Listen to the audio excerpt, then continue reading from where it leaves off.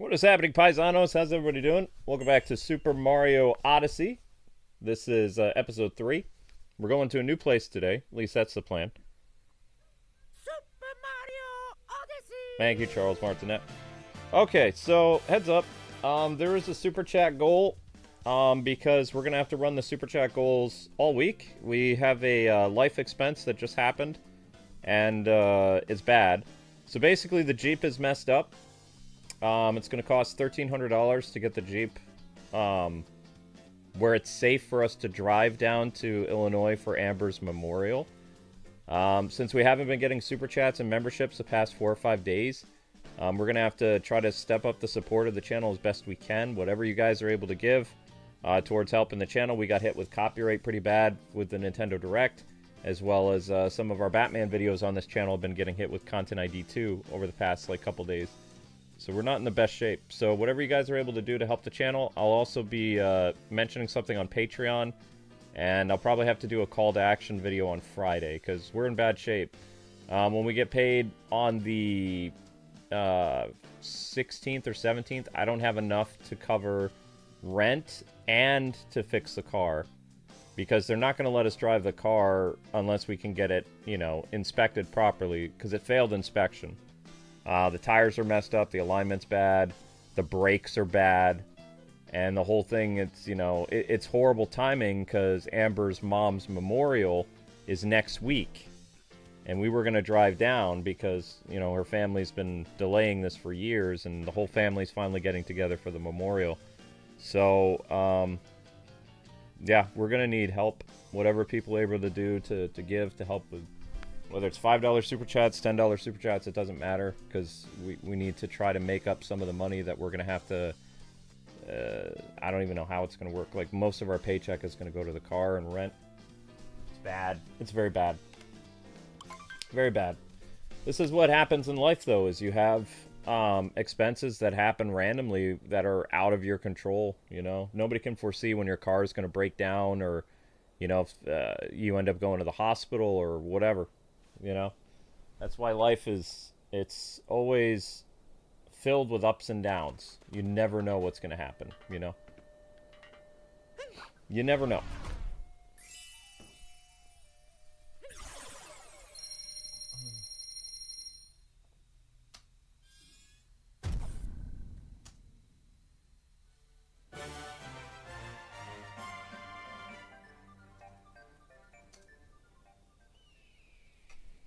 So like I said, every stream you'll see the super chat goal go up, because we have to try to entice people to give a little bit, because people haven't been doing it for a couple days and we've been hurting. I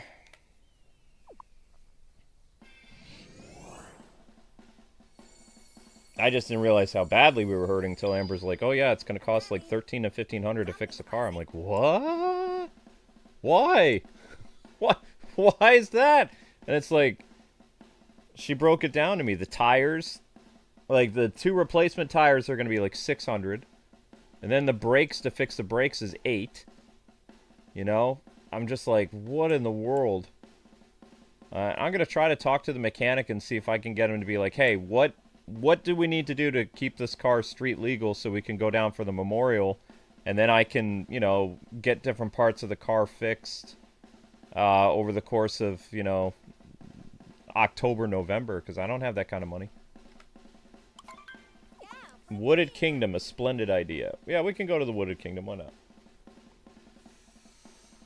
Oh.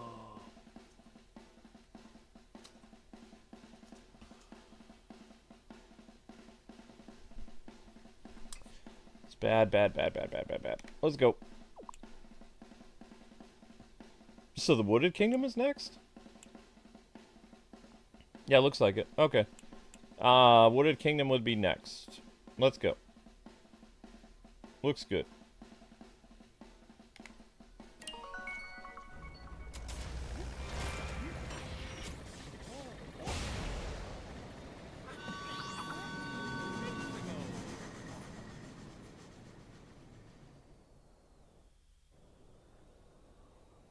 Well, yeah, if you don't get your car... If your car fails inspection, you can't take it out of the state. If you do, you can get arrested or you can have your car impounded. So, you know, just to get our car able to go down to Illinois, which Illinois was going to cost money to go down too, which people are forgetting.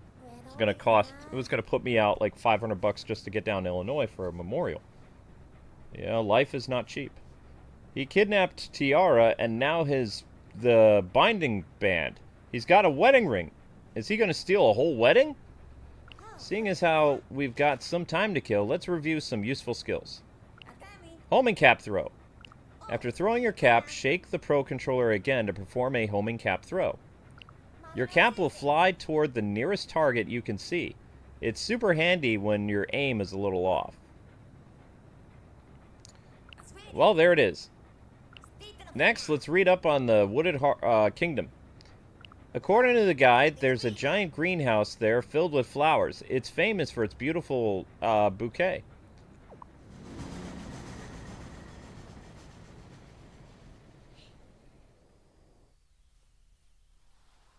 You wish life was cheap? No, there's no such thing.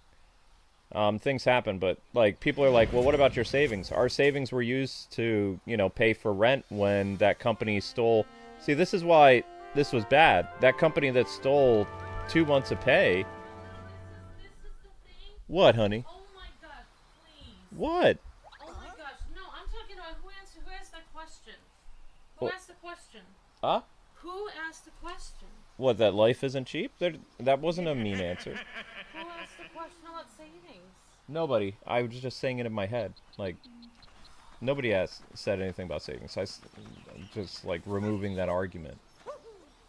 Because, Yeah, I mean, we've used our savings to keep this channel alive. well, just also we had to pay our rent and do other stuff when that company stole 2 months of pay from us. Like, I knew this was going to come back and bite us, like, later in the year. Like, something was going to happen that would just, like, you know, that vacuum of 2 months of no income. I just didn't know it would be like this. But I'm sure there's something I can work out with the garage to get our car street legal so we can go to Illinois. But I think so. I mean, you're gonna have to go to a different garage. no, they'll all say the same thing. Okay. So, I can do a racing gear. Oh, the boxer shorts show up wherever you go. I didn't know that. Okay. So, grab the moon. And thank you, Miss Deanna, for starting the Super Chat goal. Really appreciate that. You love the Wooded Kingdom. When I first got there, I always wondered who made all those robots. Also, how the heck is there a forest below? I don't know. It just kind of is. And did I heart your thing? So like I said, there'll be an emergency newsletter going out. Just like, you know, when that company stole money from us. I'll put a picture of the Jeep and tell people what's going on. I didn't know the Jeep was in this bad of a shape, so. But it's not good. Because, I mean, you have to have brakes or else your car is going to careen off a cliff. You know? There's a lot of, we'll say, mountain stuff. We have to get through Pennsylvania to get to Ohio, and then from Ohio to Illinois and stuff like that. So the car has to be safe to drive.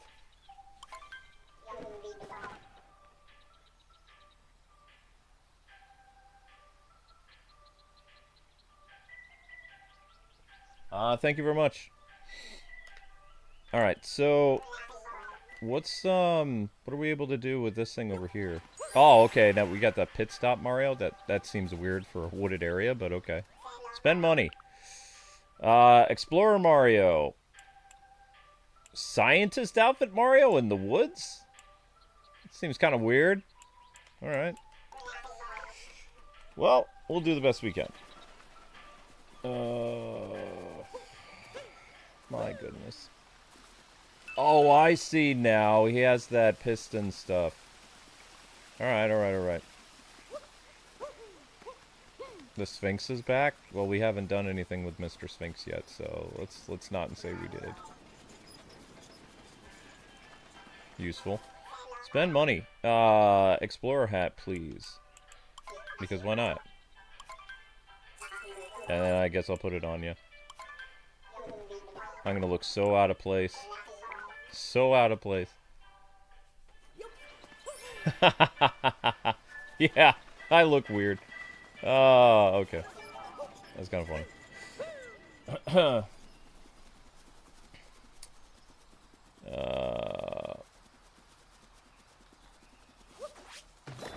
Okay, I thought that was going to be a moon there, but I guess not.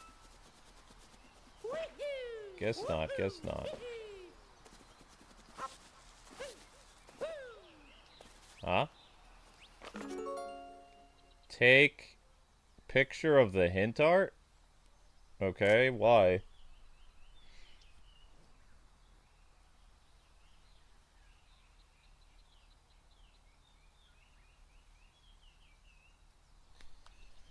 It's not good. Not good, not good, not good, not good. Yep. So, there might be a delay with the next stream a little bit, guys, because I have to write an emergency newsletter about the Jeep. I'm also going to make a post on Patreon. Like I said, this just happened today. And it's bad timing because we have my mother-in-law's memorial service next week. And it was already going to cost us an arm and a leg to get to Illinois. Because, you know, I wouldn't be able to work for like 2 or 3 days, too. So I'd be losing money. Like, I don't see how I can go down plus get the car fixed and all this other stuff because I can't afford to send 2 people to Illinois. Especially with the car repair now. Like, I don't see how. Amber's gonna be mad, but I can't afford both people. Send 2 people, there's more hotel costs. You know, it's cheaper to send 1 person down to stay in a hotel for a couple days than 2 people. It's the cost of food for traveling, all this other stuff. I mean, I don't have 2 grand. $1,300 to fix the car plus $500 to get down to Illinois. It's not, you know, not doable.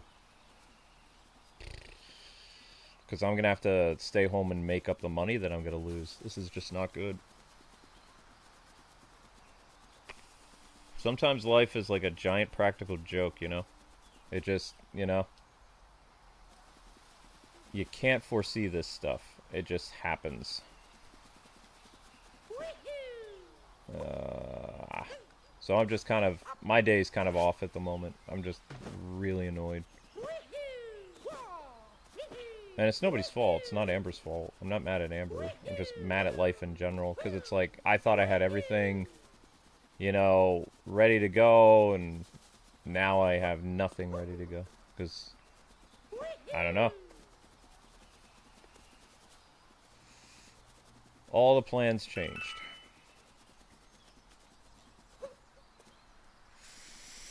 Alright, so we're going to get our Explorer outfit soon.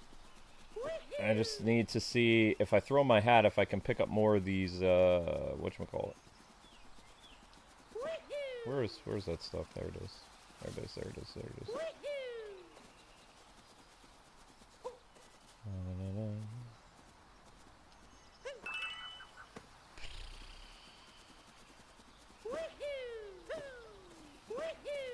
Waha, waha, waha. Whoa! How much did it cost to get the Explorer suit? Do I have enough for it now? What the heck is that thing?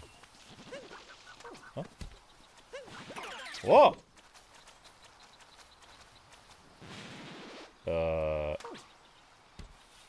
Well, what is that for? There's nothing there. Oh, I see. So I use that to get the purple thingies. Alright. And then it jumps.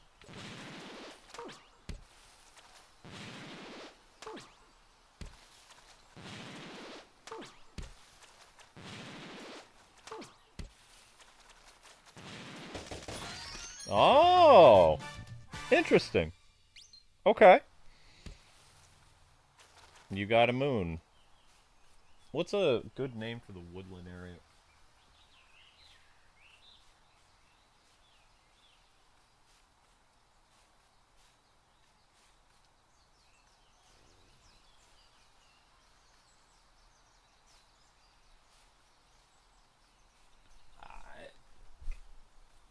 I mean, yeah, I got support, Zach, but I'm still gonna have to put out a call to action newsletter because we're in trouble. Amber's job doesn't make that much. And here's the thing, we were like, oh, we're ahead almost 2 months rent. I was gonna pay November's rent. You know, just in case YouTube shenanigans happened again, we'd have places, because I don't trust YouTube. I like being 2 months ahead now. Now I'm not gonna be 2 months ahead of rent anymore. Because I was gonna pay November's rent with our paycheck for the channel. Now I can't do that. So all my plans are basically, you know, totally messed up. And we were leaving right when Sonic and Pac-Man were gonna come out, which would be easy money on the channel, so I don't know what to do. I don't see how I can go. Like, this is literally, like, in my mind before I had, like, a calmness about going down and being supportive, but I can't. Like, there's just too many factors that are saying you can't go down. Because the channel can't come to a halt for 3 days or 4 days without any income. Like, if somebody came by and was, like, doing $100 donations a day, I could leave. But that's not the case anymore, so I'm going to have to stay behind. And Amber's going to be pissed, but there's nothing I can do about it. I can't. I've got hospital bills to pay. I can't afford. If by miracle, like, YouTube paid us the month of income that we're behind, that they withheld, everything would be fine. We'd have savings, we'd have the ability to fix the car, you know. We've been behind a month and a half of pay for over 3 months now. Something like that.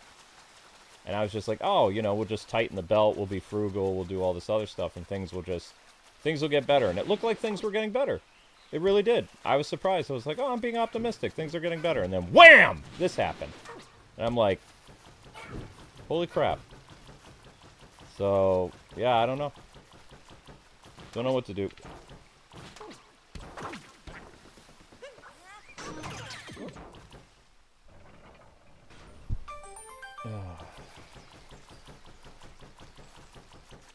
I just have a feeling Amber and I are going to get in a huge argument in a couple of days when I tell her I can't go.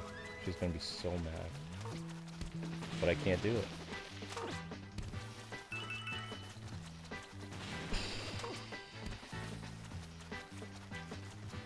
You know, I can't, it's not physically possible for me to afford fixing the car, plus going down, plus leaving the channel to its own devices for 3-4 days. I can't do it. We won't have a job to come back to. Sesame Street's on Jeopardy? This is Jeopardy. I didn't know Jeopardy was still around after Alec Trebek, you know, passed away. Who's the host of Jeopardy these days?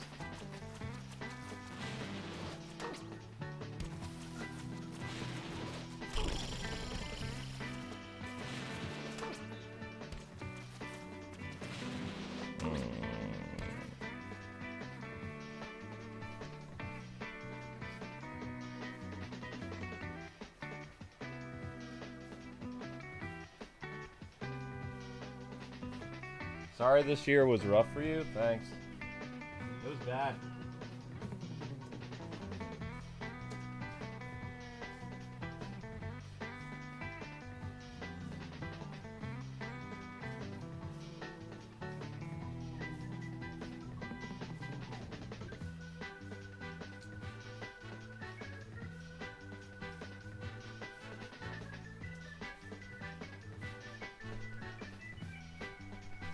Thank you, Jayloon. I appreciate that. Yeah, we're gonna... Like I said, I'm gonna make a call to action newsletter, and I'll try to make a video. You know, I hate asking people for help, but, like, we're not getting steady super chats and memberships right now, which is weird for the fall, because usually we get, like, super chats every day, we get memberships. We don't have to ask people. But it's been, like, 6 days of no memberships, no super chats. And, like, YouTube's basically... Most of the content that we've been doing on the channel hasn't been hitting, you know? I really thought a lot of those games would go better, like Silk Song and Ninja Gaiden and Shinobi and, you know, the Lost Soul Aside, like, all that stuff was bombs. Like, I literally had to play a game that's 7 years old in order to try to get any views on the channel. It's just, everything is ruined right now. It's really bad. So...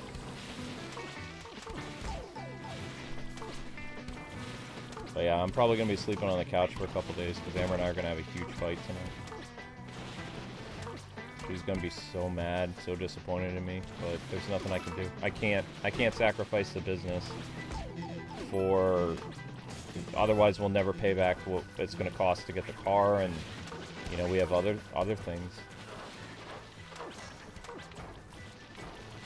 But, you know, I'm just going to have to be honest with her and be like, I can't go down.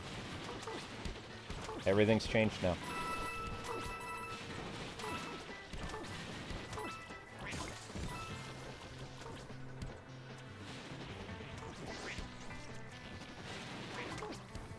Whoops. What a unique little guy this is. It's a unique little dude.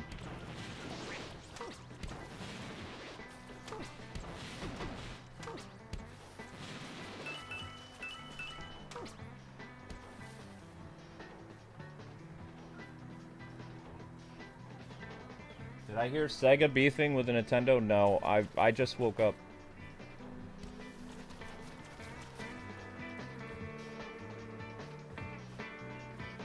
"2025, the world is changing for the worse." Not really. The world is going back to how it was. You just have people that are trying to silence people they don't like, but it ended up backfiring. Like, more people are going to start speaking out now and taking up the torch that Charlie left. I'm not going to. I'm not a public speaker or, you know, a super religious person, or I would go and tour on campuses and do stuff. But that's not me. There are people all around the world that are sick and tired of what's been happening, and they're going to stand up. So basically what happened was, we like to use in the religious world an altar call as a term when basically people's hearts get put on fire. And what happened lit a fire in so many people that it's going to be more than just one person. There's going to be millions of Charlie Kirks now. And the left is going to have no idea what hit them. Like, I hate to say it like that, but I mean... You know, Charlie's in heaven, and it's sad what happened, but, I mean, you can't crush free speech. It doesn't work that way. So, the world is going to improve. It's just the people that want the world to stay the way they've been trying to make it, and trying to intimidate and silence people they don't like, all that's going to be destroyed. Which it needs to be, because, you know, evil has to be stamped out. It's just what it is.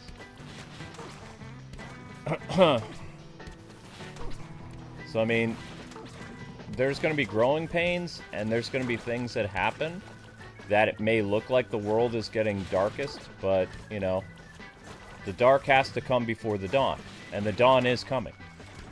I promise you, the dawn is coming. Things are going to go back to how they were in the 90s. You watch. If you guys weren't alive in the 90s, it was basically utopia. Everybody in the 90s got along. We had a good economy, mostly. Sort of. But people were kind and civil to one another, and people got along for the most part. There wasn't as much division as there is now. So, that stuff is going to happen. And I'm not even a major advocate for anything. I stood still for the past 20 years, and the world changed around me so much, but I didn't budge. So, I'm basically the normal, and everyone else is kind of abnormal. Which is weird, but... I got attacked online for just basically being a normal guy for quite a while. And those people were radical, and they didn't even realize it. You know? And I was telling this to a friend of mine, like, it is so absurd to me, not to speak ill of the dead or anything, but somebody like Charlie shouldn't have existed. Because Charlie was not really like a prophet or like a major, what's the word I'm looking for? He wasn't like a wise guru in the sense that, you know, he was saying new ideas. Charlie just acted like any normal person from the 1990s or 80s. Like, he wasn't like a Gandhi type person. They killed him and they turned him into a martyr and a Gandhi, but he was just a normal guy. And his ideas, people said were radical, or, you know, crazy people said were radical, but they're just normal 90s thinking. You know, just common sense stuff. That's why it's weird to me that I have people coming after me all the time when my stuff and my points of view and all this stuff originates from the 1990s. You know, I literally grew up like this, with this type of thinking and, you know, all that stuff. I'm not some type of, like, earth-shattering, like, voice of reason or anything. I'm just a normal guy. You know, my ideals and my way of thinking and everything about me is all from 30 years ago. You know? And that scares some people because they don't want people like that anymore. Because they can't control people like that. You know? But it's still so weird to me that we had to have common sense advocates of people who were just basically spouting debate and, you know, talking points from 30 years ago, like with 1990s and even early 2000s, like, ways of speaking. That to me was insane. And they were seen as radicals when that was just regular everyday growing up. You know, like, you know, be kind to one another and, you know, agree to disagree and, you know, be civil during debates and all this stuff. It's just normal. It was normal. Don't talk about religion and politics at work. All this stuff. Nobody cares who you vote for. That's all 90s stuff, you know? It's not some new age, like, mumbo jumbo. It's just basic common sense. But they tried to stamp out common sense. They tried to get rid of it over the past, like, decade. Like, common sense made you a radical or somebody who was dangerous to society. But you're not. You're just normal. You're just not their normal. Whoop. Wow, getting a lot of these little moons. Does this area have a name? Is it, like, called a factory or something like that? I don't know.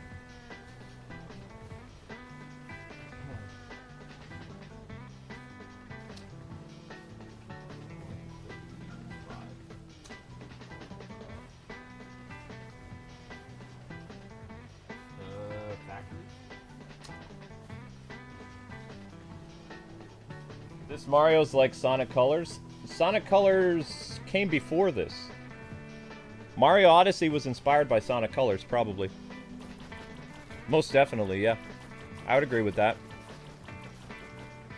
But Sonic Colors was inspired by... You're forgetting something. What inspired Sonic Colors? Do you know what inspired Sonic Colors? I know the answer, do you? I'll wait for you guys and then I'll tell you. Because I know the answer. I got the answer. I got the answer.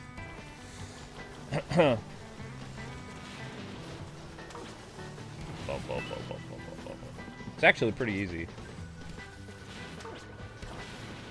What inspired Sonic Colors? You guys give up? What Mario game inspired Sonic Colors?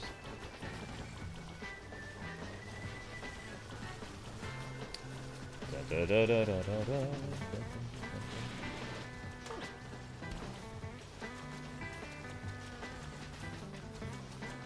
Oops. Well, that didn't work.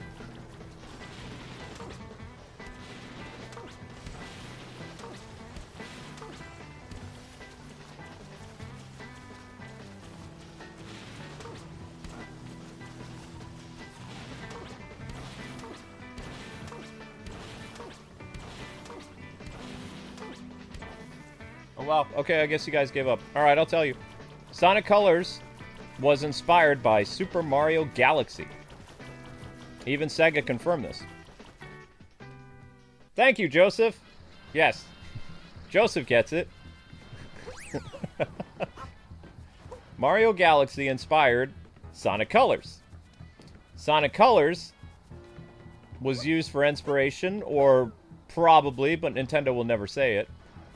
Sonic Colors probably did a little bit of inspiration for Mario Odyssey. But Mario Odyssey is basically... He's big mad. Okay, what are you doing, guy? Well, I have to see what your thing is.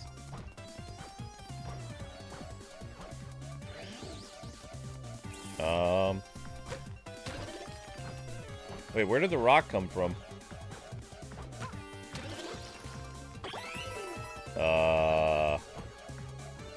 Oh, I see. Okay, so I was making it harder than it is. That's fine.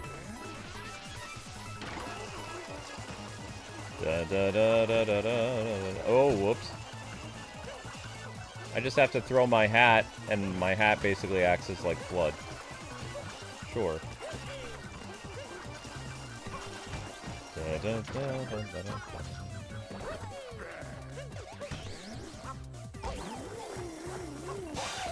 One more to go.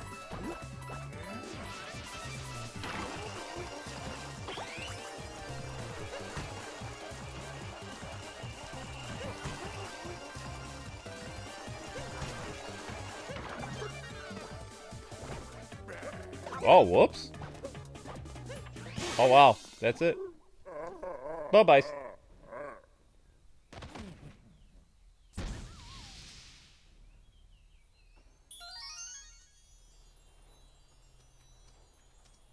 Rabbit boss?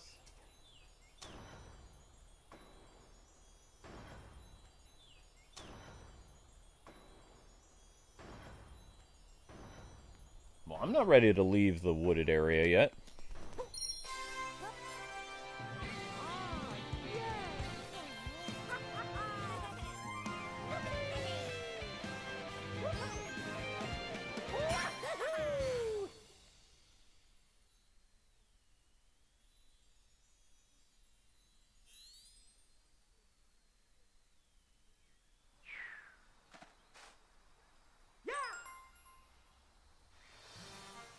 Path to the secret flower field. Alright, cool. Alright, let's go grab the explorer outfit.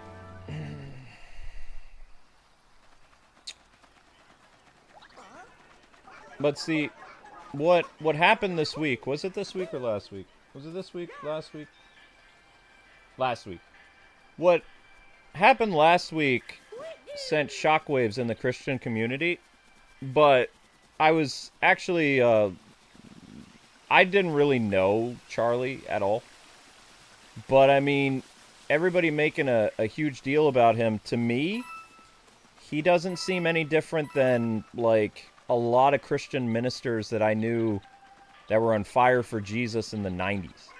Like, everything that he was saying was not revolutionary. Was, you know, I had guys that I knew like Charlie that were youth pastors or did like Christian camps and just super on fire for God. Wasn't a new concept to me. I knew lots of people like Charlie growing up. I'm not a fundamentalist. I don't have that type of energy, or which I clash a lot with what I call fundies. My entire life I've clashed with them because I'm basically kind of like Baptist. I'm very passive aggressive. I'm very quiet. I'm not like, you know, super loud, and all this stuff. You know, I let my life be an example of, like, you know, how one's supposed to live and things like that. You know, I'm not overly preachy. So I clashed a lot with fundamentalists, and I had a lot of fundamentalist friends growing up in the 90s and the 2000s and stuff like that. But just seeing how this man carried himself, to me, it did feel like, oh yeah, this dude was, you know, just like one of those super on fire ministers of the 90s. Which isn't a bad thing. It's just like, it's not my cup of tea, because I find that very, like, kind of like, you know, wow, this guy is super hyper, and, you know, he's got a lot of energy. He's always on a microphone and things like that. Wearing polo shirts and t-shirts and things like that. My dad's like a traditional minister. He wore suit and tie. And a lot of fundamentalist preachers, they wear like open collar t-shirts or, you know, polo shirts and khakis, sneakers behind the pulpit, or they don't even have a pulpit. They just walk around on stage and they're on the microphone. So I come from a more traditional, you know, family background where people actually dress up for church, you know. So that type of like Christian lifestyle kind of is not really for me. Like it doesn't relate to me. And when I was in college, I knew a lot of people like that. So I came from a traditional, you know, family values Christian family. And when I went to college in the year 2000, I went to a Bible college, and I was thrown in with so many different denominations of Christianity that it was, you know, it was crazy. we had the super loud guys that, you know, carried megaphones, and they had Bibles inside of, like, what do they call it, lawnmower guns, whatever it was. They'd shoot out, it was t-shirt cannons. They would put Gideon Bibles inside of t-shirt cannons, and they would fire those things out at, like, events and things like that. Very, very loud. And then people from, you know, my side of the Christianity, like the people who dress up for church and things like that, very, very traditional, you know, very quiet. Our church still sang hymns, things like that, with like an organ or a piano, and they had like guitars and drums and stuff like that. Which I was a drummer too, but that kind of stuff wouldn't be permitted at my church, and my dad did push for that, but it never went well. The praise team was always looked at kind of weird. But you know, just to get to my point, like Charlie, he just reminded me of people that I knew, like, from a long time ago, and to see somebody like him needing to exist today to fight, like, the evil of the world, it just, like, it struck a chord with me. It's like, wow, we've really fallen that much as a society that a dude who's just speaking common sense gets assassinated. It's crazy. I never thought it would come to that, actually. But, you know, people prove me wrong that the world really is that evil. I'm like, wow. But, you know, I know that it seems like no good came from this, but more people are going to start to speak out now. And people who you didn't see in leadership roles, they're going to become leaders. They're going to become people that are going to take up the torch. They're going to go to schools and minister to people more. They're going to, you know, really try to reach out to help young people in ways that Turning Point and other things were doing. Like, this is basically, in the Christian community, we call this a revival. It's not a new concept. Revivals happen all the time, but this is the big revival of 2025. And it's going to be massive. It's not just going to go away. Like, it's literally going to transform the world for a couple years. It's going to be a big deal. I won't be a part of the revival unless that counts online, because I have a job to do. I'm not a minister. I'm not a youth pastor. You know, I have to keep my business afloat. God has put me in the position of being a YouTuber. So I won't be out in the, you know, the thick of it and going to, like, open air ministries and things like that. That's not for me.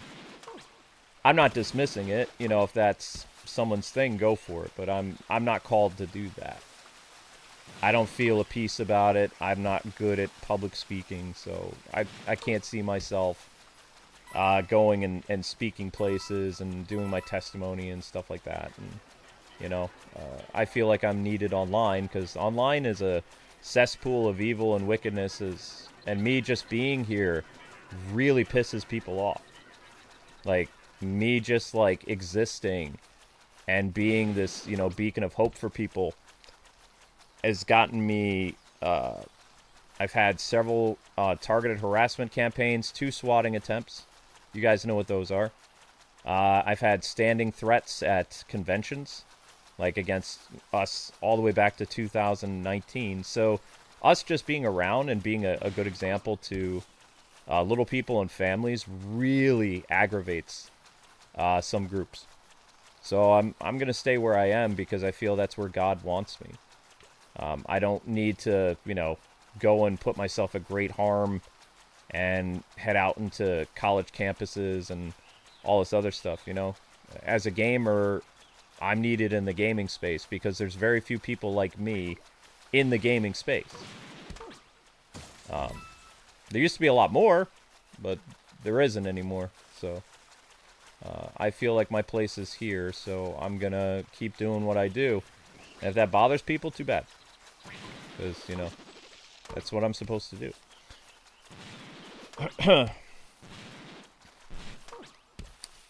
And even though the devil's making things hard for me, you know, with the Jeep situation and all this other stuff, I know that our business is important. Like, the Let's Play channel is a very important thing.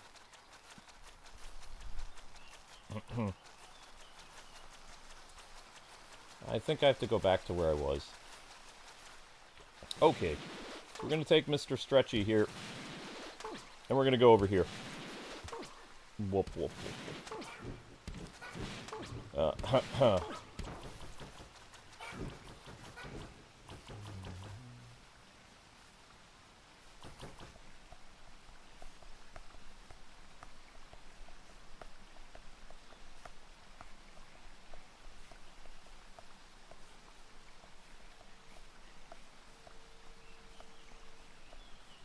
Oh, yeah, sorry about that. I've been having, I've been having an off year in 2025, and, you know how every Christian says they have a secret sin, like something they deal with their entire life? I've had a problem with swearing. My whole life. My background is that of a New Yorker. I have an atheist side of my family that swear like sailors, and I have the Christian side of my family that have a swear jar. Let nothing unclean come out of your mouth and stuff like that. So I've, you know, I have a very diverse background when it comes to knowing people of faith and knowing people who aren't religious. So I'm right in the middle. And what I tried to do as a content creator for 18 years, it took 18 years for people to finally hear me swear online. That's pretty good. And Lord knows there were times where I really thought I was going to go off the deep end, and I just, you know, stuck to the Mr. Rogers routine as best as possible. But it took 18 years. And you're right, you know, when we were at the threat of homelessness, and I had heart problems, I ended up in the hospital twice with a small heart attack. And that was back in, what, June, July? We had a company overseas steal 2 months of income from us, put us in huge financial situation. I just buried my grandmother at the beginning of the year. We were going to lose our home. We were going to lose our business. And yeah, you know, I'm sure the devil took pride in, you know, getting me to finally swear online, but it did happen. I did cuss a little bit. I'm not proud of it. It happened. I'm not going to say it didn't. But I try not to. It's just like, because I do it, I wouldn't say so casually at home, that I have to try to work on that again. And also in the back of my mind, I don't feel like I'm safe right now. When I mean I don't feel safe, I mean like my finances are still in a bad place. God hasn't provided a way out yet. So I'm kind of mad at him. So I have like a wall up where I'm very angry. I've been angry for almost 2.5 months, I think.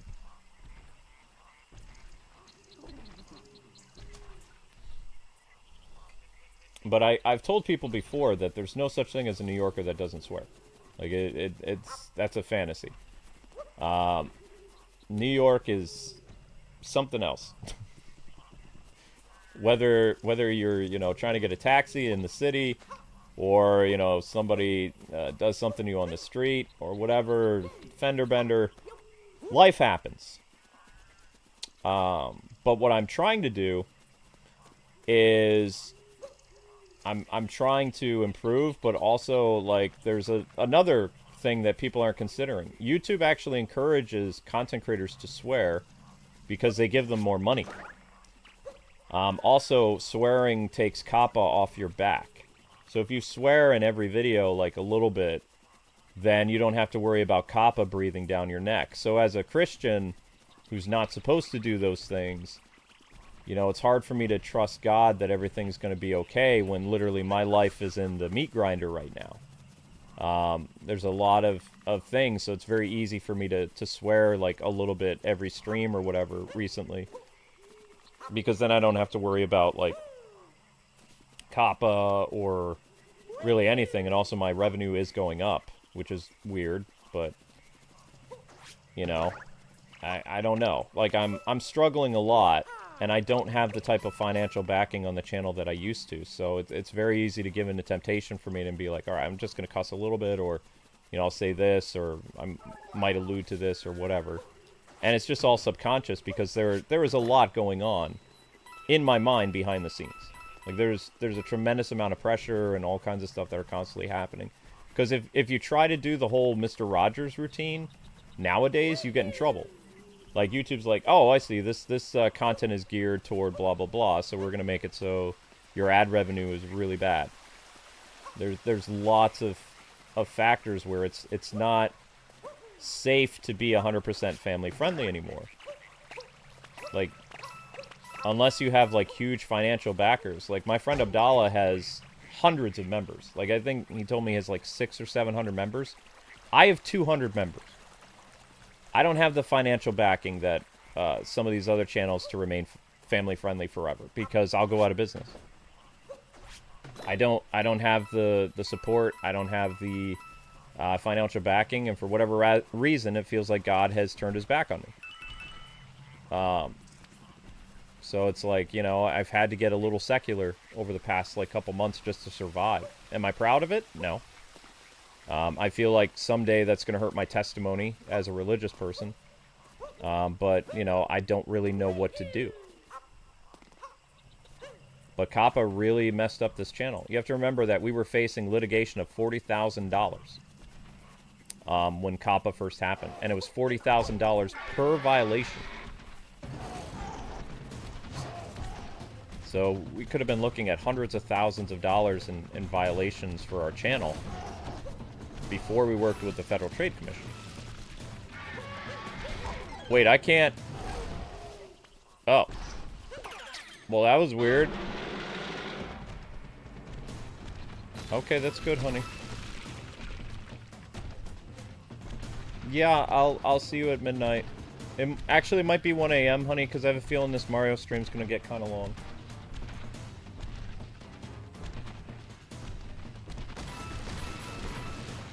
I'll have to talk to you because I don't know what we're gonna do, like 100%.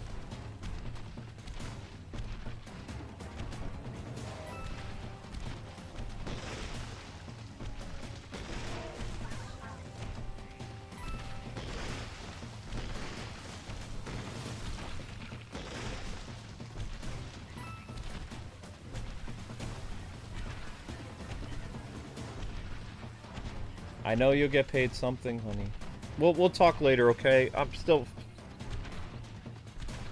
I'm still figuring things out.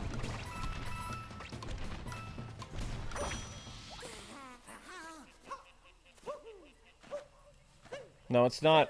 I'm gonna get... I'll talk to you later. You are gonna get down. You will. That's not a problem. I'll talk to you later, though, okay? I need you to sleep for Max's stream tonight.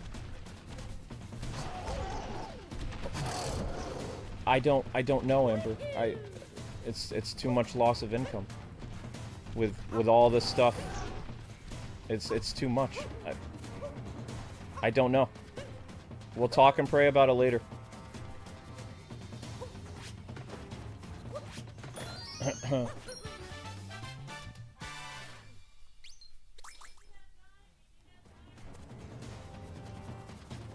Yeah, I know. I'm gonna New York negotiate with the guy tomorrow. Don't worry about it. I'll see what I can do. I haven't given up on the car thing yet. I'm gonna, you know, gonna talk to him squarely and see what... Because he might be trying to, because you're a girl, he might be trying to take advantage of stuff. So, you know. Sometimes mechanics do that, so... Because mechanics want to make money. But I need you to rest for Max's stream. It's, 8 o'clock now. Okay, love you.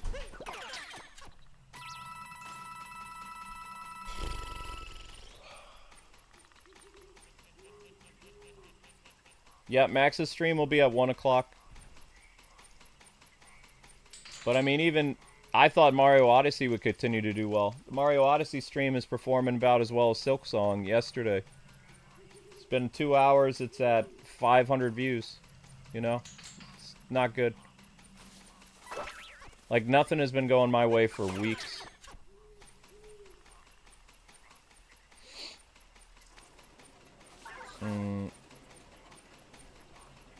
Okay, that's a weird little creature guy.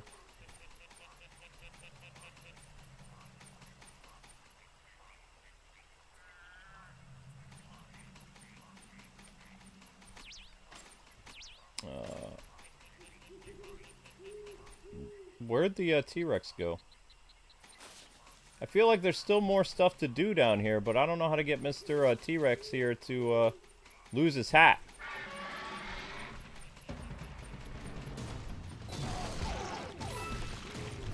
He still didn't lose his hat.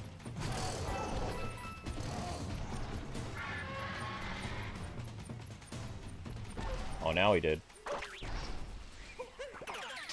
Alright, so what am I looking for here? Everything is so dark down here. Maybe I did everything already.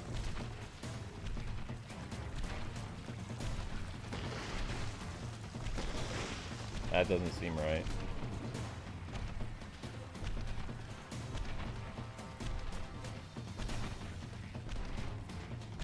Attacked by a dinosaur with a black cat, yeah.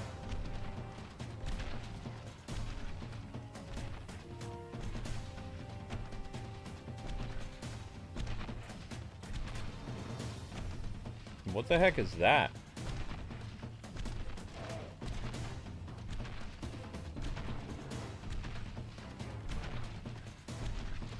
Eventually this guy's gonna shake me off. Well, I think I destroyed everything that I'm supposed to destroy as this dude, so... Yeah. He's too big! Yep.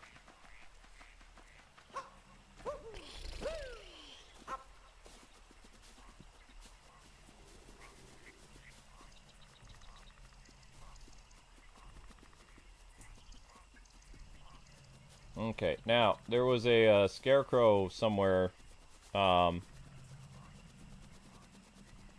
don't remember where the scarecrow was. Pull the... Huh? Uh-oh. There's the angry T-Rex again.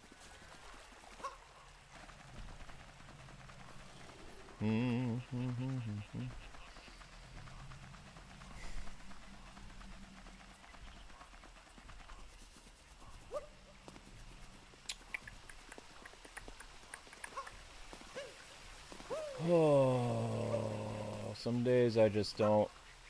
I don't know. It just feels like God has a weird sense of humor.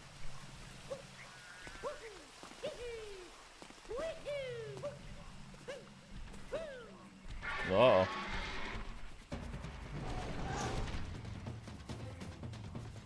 Oh, you ran right off there. That's funny. Okay, well that's useful. He won't be back for a while. Some type of weird Christmas tree up here.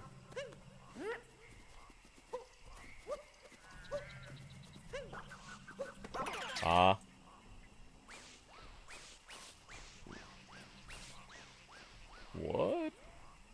with the tree? Oh. Like what happened to Job? Yeah. That's correct, Miss Tiana. Except it's not quite that extreme. Like, I don't have a lot of kids, and I don't have any kids. We didn't have any kids live. So kind of, maybe, I don't know. But definitely the finance stuff, yeah.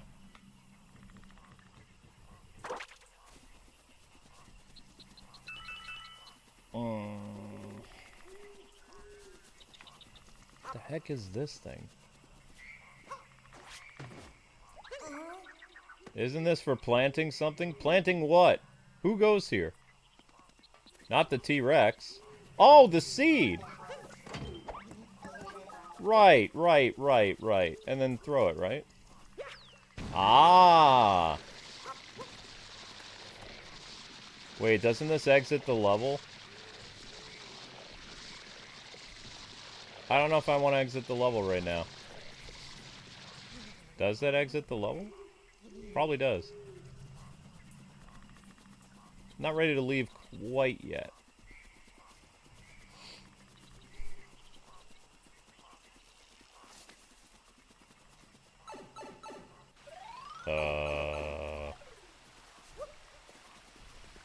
Okay.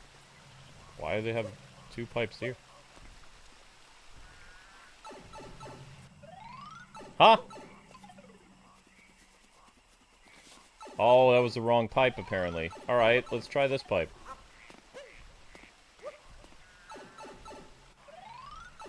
Jeez. Let's try the middle pipe. Nope, that was wrong. Okay. This is literally pipe maze. Nope.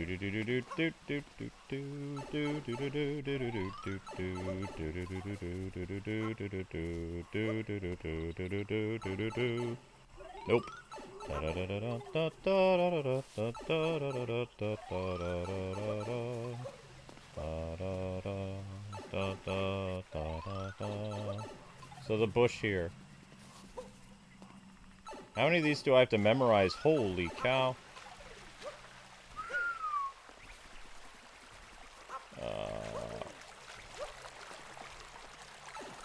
No! How am I gonna memorize all these? Yikes.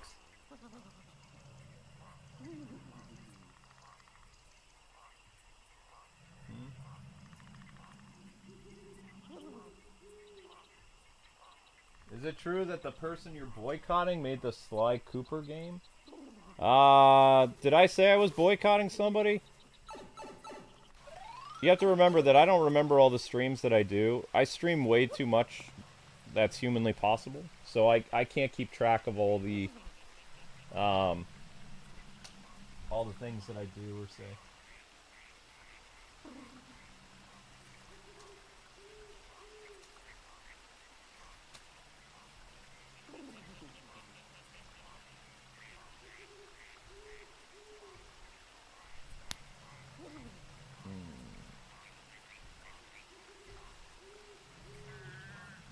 There's a Santa Claus costume. We'll end up doing this. The plan is to do 2 Mario Odyssey streams, but just know there's going to be a lot of breaks. Just like Silk Song had a lot of breaks. Like, I have no choice.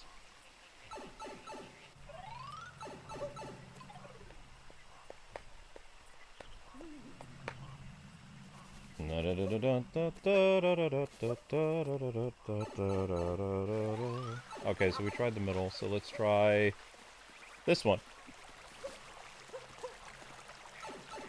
Nope.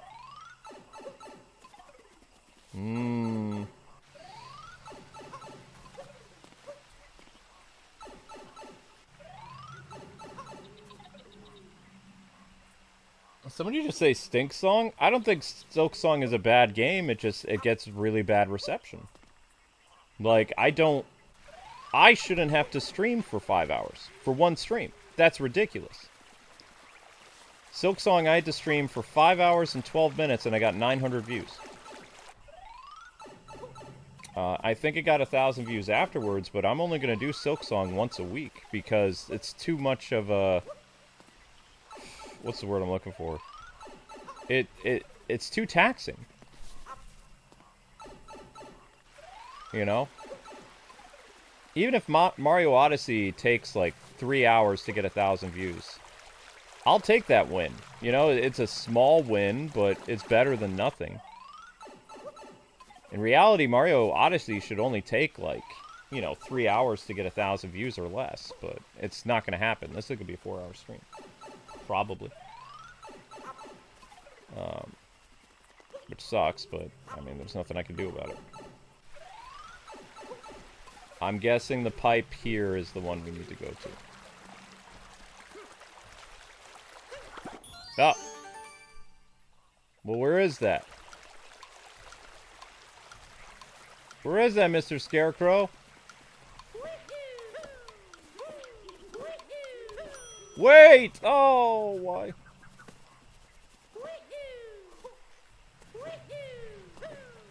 You know, you could have pointed me in the right direction, Mr. Scarecrow. Okay, go, go, go, go, go.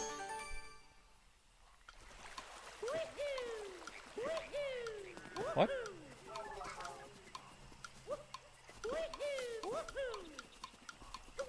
Aha! Glowing deep in the woods. Let's go. Alright, now back to the pipe maze.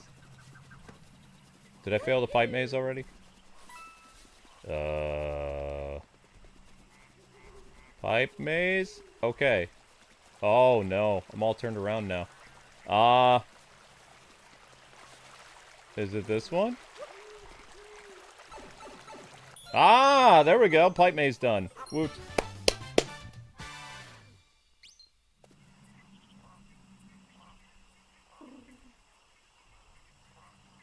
No, I don't. Yeah, don't misconstrued. I'm not saying that Silk Song is a bad game. I'm saying that it doesn't have very good reception with my audience.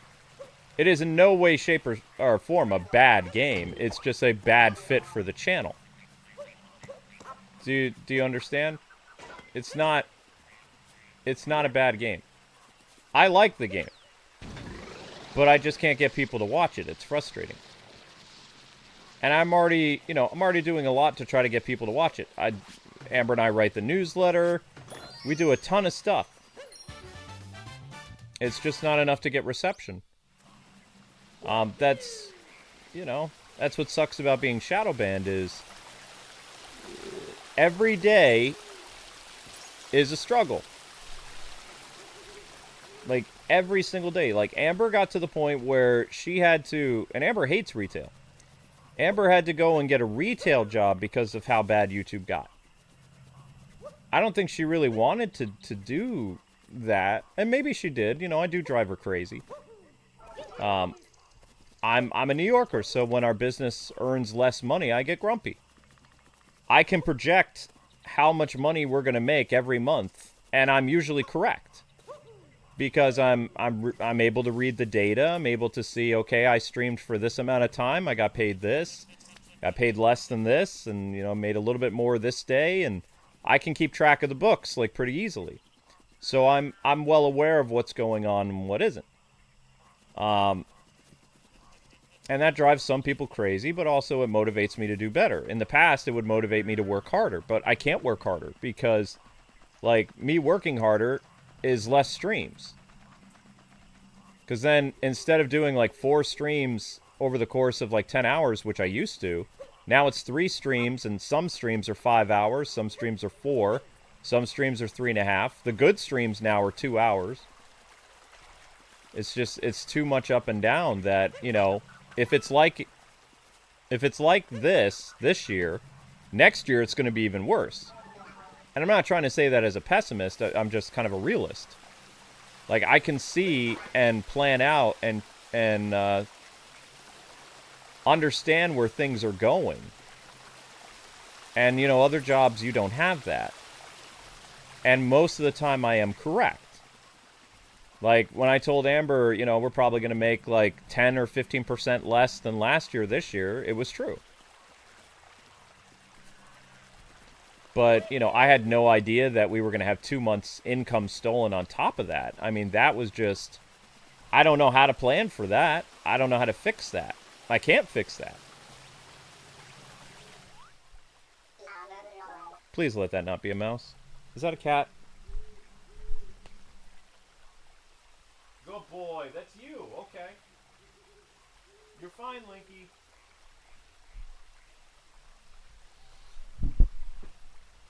Talk to the robot? You got it. I'm providing security for this vault. I was told to only permit explorers. Excellent. You are cleared for exploration duty. Yay, because I'm an explorer, I get to go inside. This is why you want to get the costume.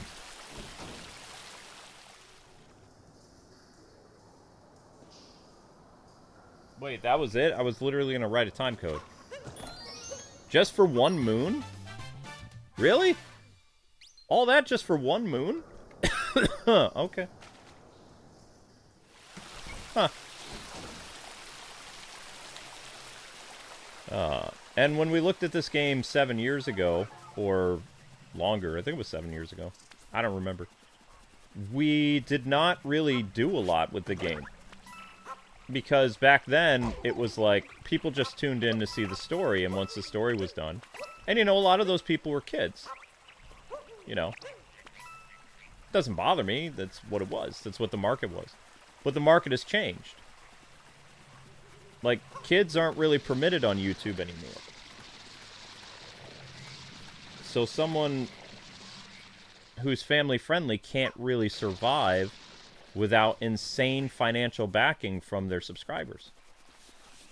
It's why, you know, some other content creators are still here is because they have tons of memberships.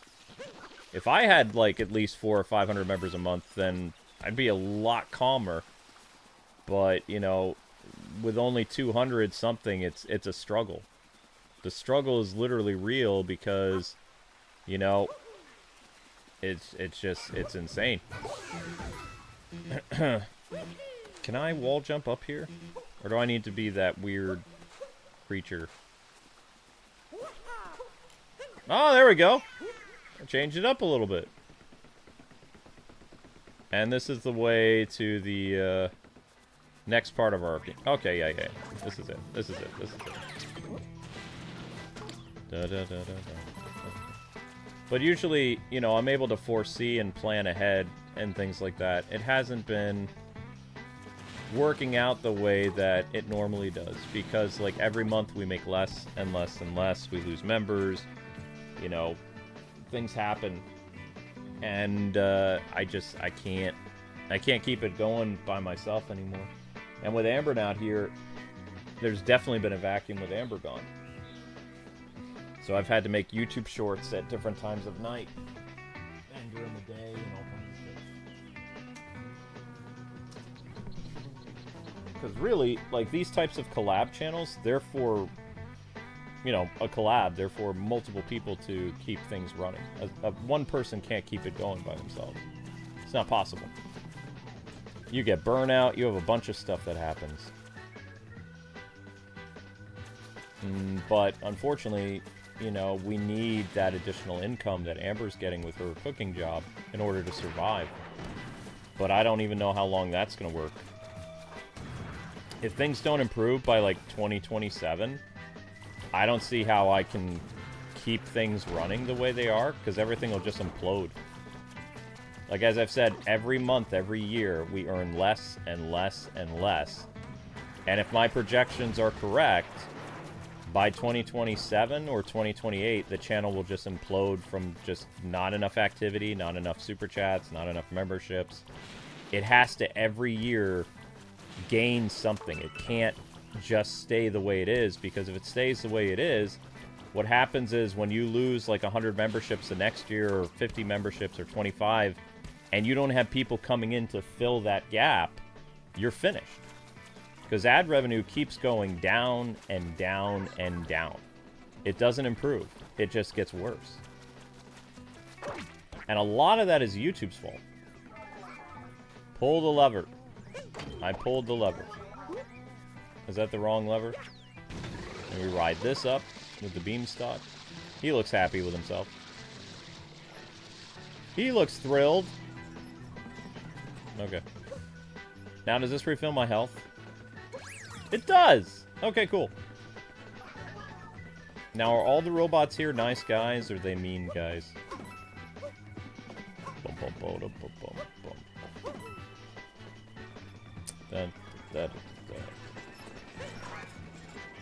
I had a question for you guys, since you're in the chat a lot. Did YouTube start to finally roll out the ads in the chat window? Instead of, like, taking up the live stream? Did they finally allow that to happen on the channel, or is it only happening on other YouTube channels? Because I was told 6 months ago that we would start to see different types of ad revenue on the channel. And I was just wondering if you guys have noticed any changes, or if it's just the same thing, like ads interrupt the live streams and stuff like that.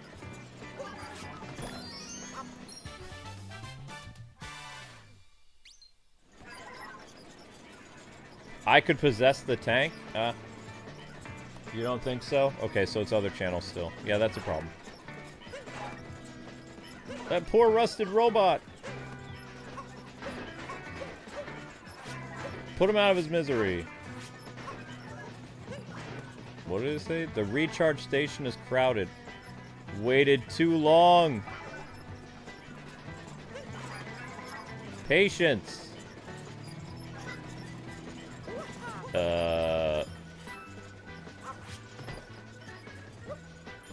Huh?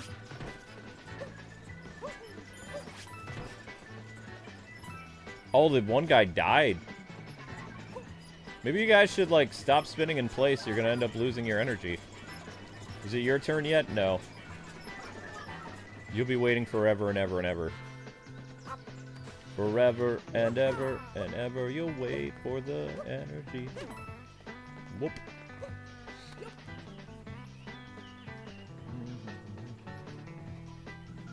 Pull the lever, Kron. Wrong lever. Oh, I don't even know where we are hourly. Shoot, I didn't even check that. Oh, okay. Holy cow, when did that happen? Apparently yesterday we had a short get over 3,000 views. Too bad shorts paid bumpkus. If shorts, the thing is, the shorts do really well. They get like a few thousand views, but the payout for shorts is so bad that it doesn't matter. I have people tell me that all the time. They're like, your shorts are doing amazing. It's like, great. I made like 2 bits. That's not good.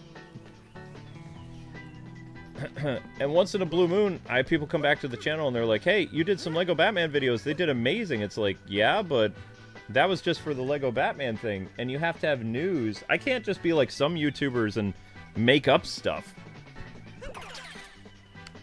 Like that Sadat the Gamer guy, he lies all the time. But he still has people, even though he's dishonest, people come to his channel to watch him lie.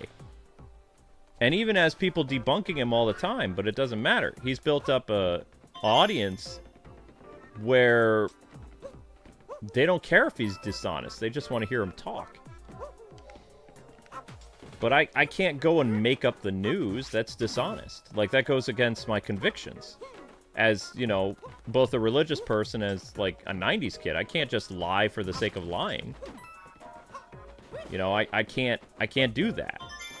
That would, like, make me stay up at night. Like, you know, what I said wasn't true. I always feel terrible when there's some gaming news that doesn't end up coming out the way that it was supposed to.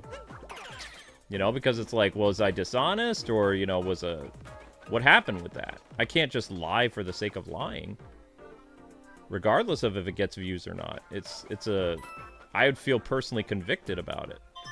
And I know there are a lot of YouTubers that don't have morality and things like that. You know, that's between them and God, but I'm consciously aware of good and evil, so I can't actually do evil things when I know it exists. It creates a... What's the word I'm looking for? It tugs on my heart, and it makes me feel sick. It makes me feel I don't know, just not good. It's like, oh man, really wish I didn't do that. You know, I think about it. I just can't lie for the sake of lying. It's bad. You know? So it's like, I can't just go and make Lego Batman videos about news that doesn't exist. There is some news that's coming out, and I've talked to some other people so I can, you know, make another Lego Batman video for next week based on more news that I've collected. But that's just one more video. It's not like there can be a whole, you know, slew of information because it's just one new interview that happened. That was like a 6 or 7 minute interview with the developer head. And then that's it. Like, there's no other information. Like, it's done.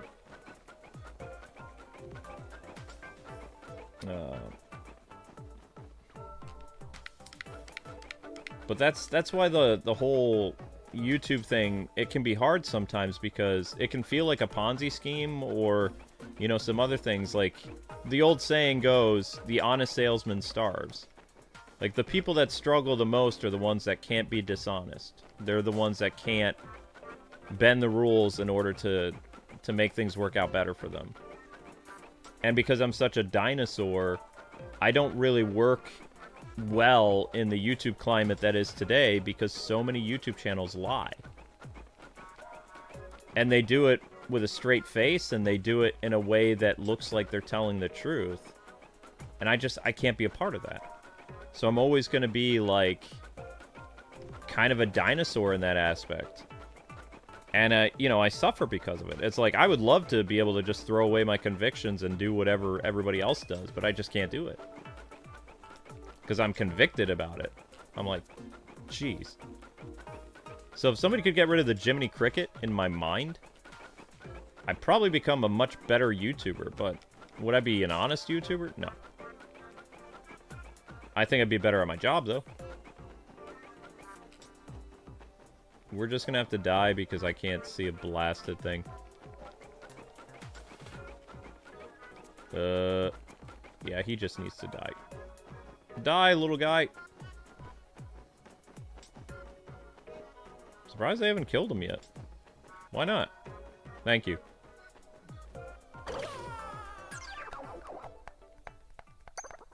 I don't have any Transformers. Okay, so how are we supposed to see here? There's no, like, radar for this moon thing, right? This fog?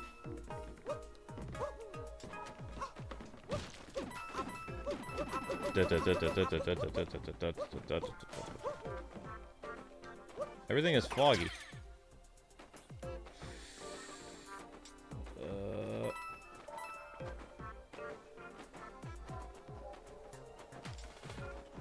Well, that's new.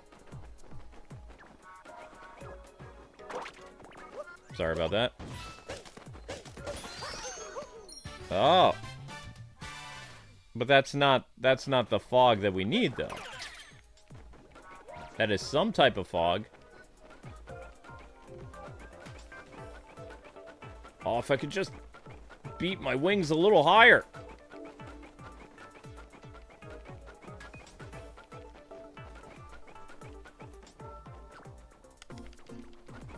No, he can only go up so far. So then I have to die then. There's no way around it. Wait. Nope! Ah! Marco Polo? Why the Marco Polo?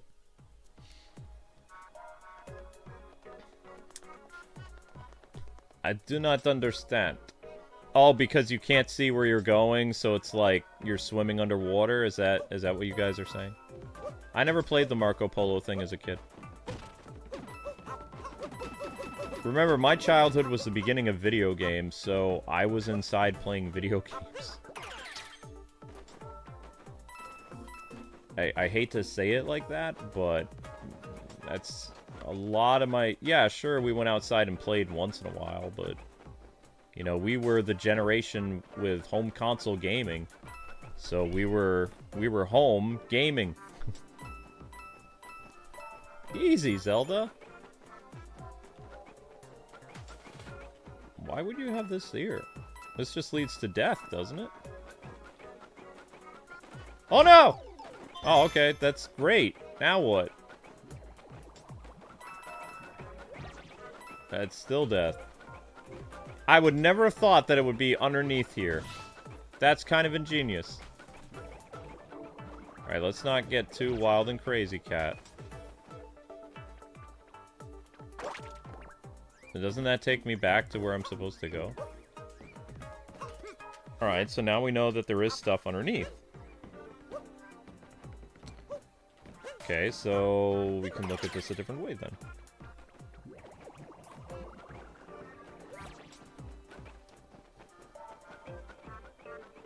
Hmm? Oh, no, that I didn't want to do that. Dun, dun, dun.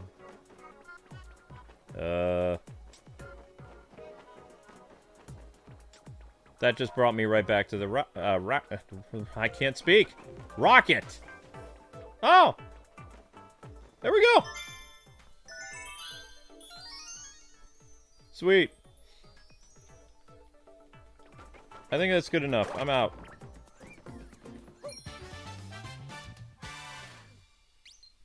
Oh.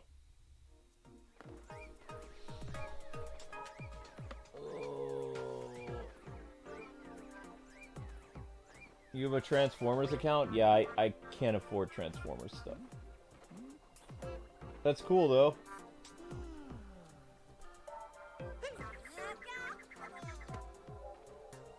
Everybody has interesting hobbies.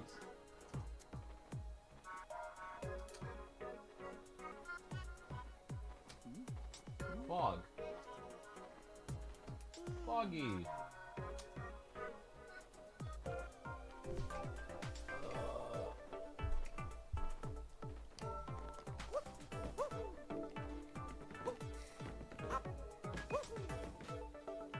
Now we need to exit.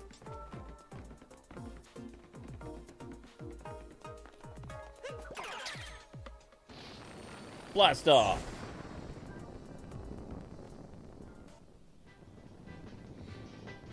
Alright, that wasn't too bad. I've definitely gotten more moons this time than I ever did, which I think is a good thing. But now we need to go explore the, that light up there. We need to somehow get up there. We need to find a way up there. And I think that's the way to do it.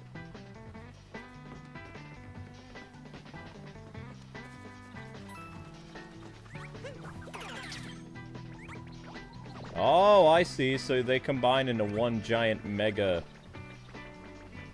thingy. So those of you that play Fortnite, crud, I had a question for you.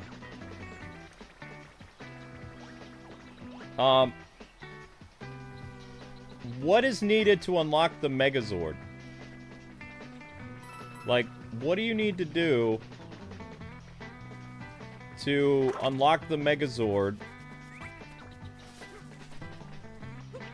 Ow. And how many days do I have left to unlock the Megazord? I don't play Fortnite very much, but I would definitely like to get the Megazord, because that was my childhood. Like, there's very few things that I would actually want to invest time in, you know? In Fortnite, and be like, alright.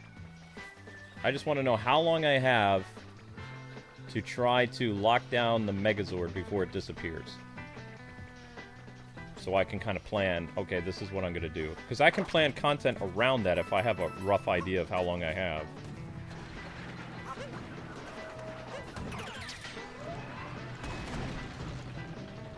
Arkham Tank Combat. Oh no! Do I like Prowl? Yes, Prowl is my favorite Transformer. I have some vintage Transformers action figures of Prowl. Never removed from the box, though. They're from... I have Prowl figurines from the early 2000s through 2016. So I probably have like 8 years worth of Prowl figures just in a box.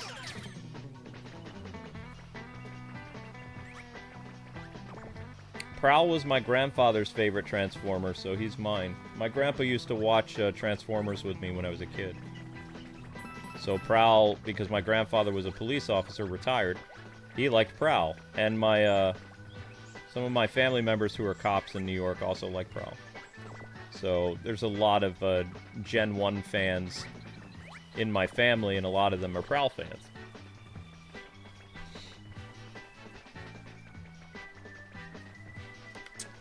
But what's funny is, my cousins were not fans of Duke from G.I. Joe. Even though he was voiced by Prowl, they didn't like Duke. Even though I would argue that, okay, what's this? Oh!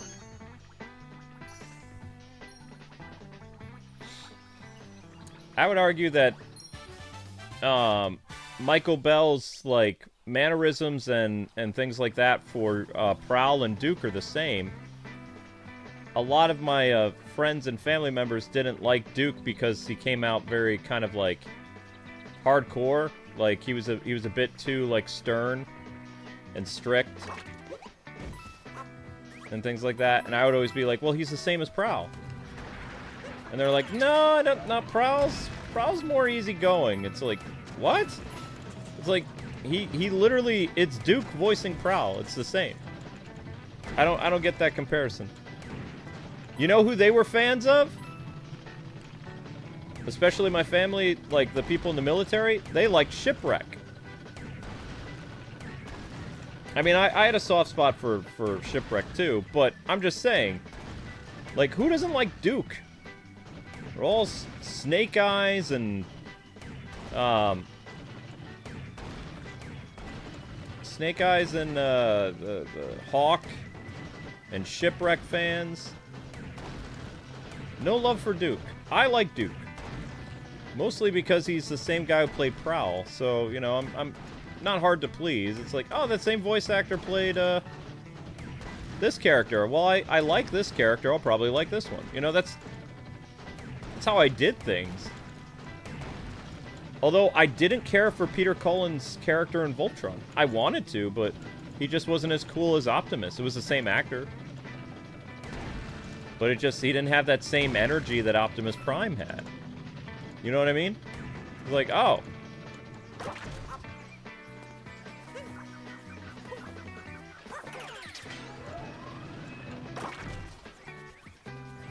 What if I...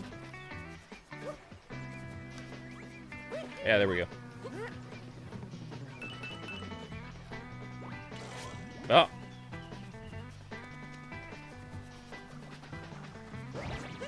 Is there any way to destroy that tank? No?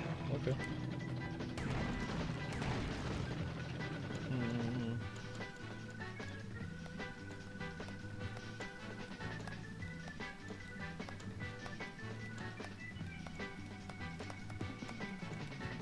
I mean, I suppose I can make a video this week about the Switch 2 Nintendo Direct. You just have to remember, it takes a while to do uploaded content. Uploaded content takes a tremendous amount of time.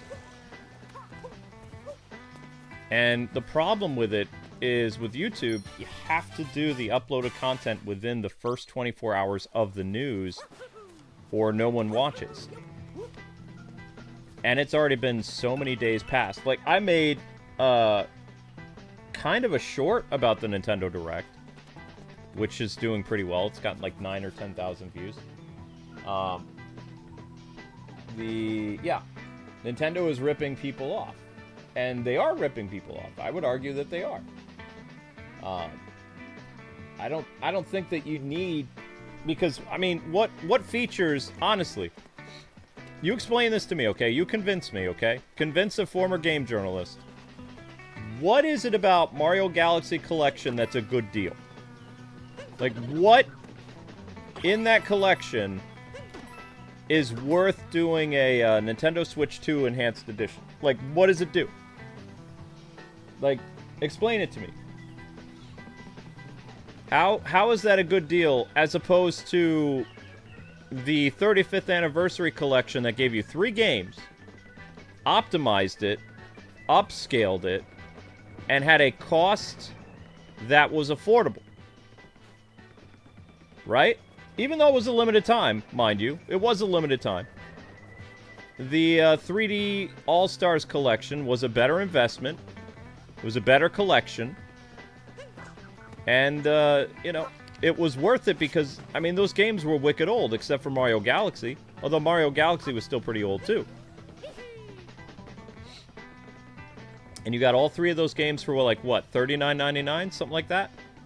Maybe it was $49.99? I don't remember. It's too long ago. What does this guy want? If that slope is too steep for you, try enhancing your foot speed with a flower. Okay. Enhance your foot speed with a flower.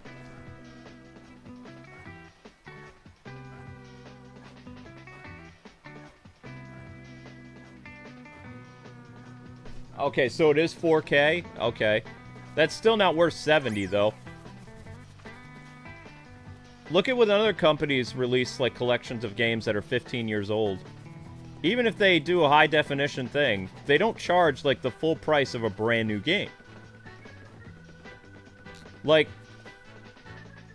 you know how the DLCs for the Switch 2 for enhanced editions are, like, 20 bucks?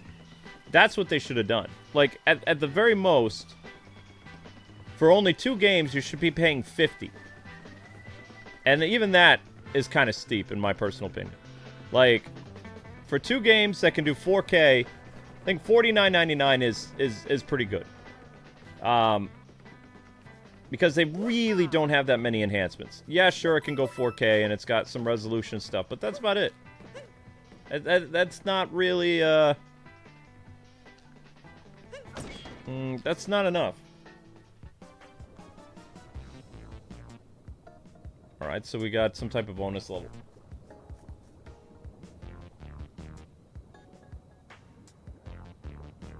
I got it. Nobody's gonna get this reference.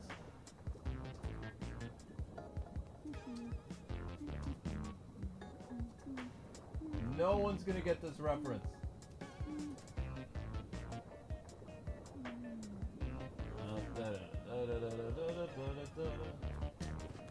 Bonus area.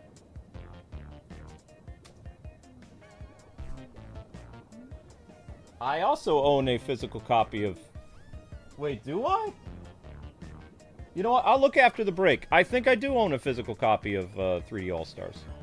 Because it was a limited time. I was like, man, this is a collector's item. I should pick this up. I'm pretty sure I have it digitally and physical. I just can't remember, though.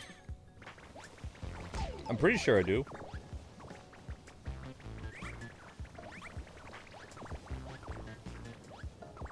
Uh-oh. Oh, I see why that was needed. Thanks for the lift, fellas. Thanks for the lift. Appreciate you. Okay. There's something shiny in there. Crap!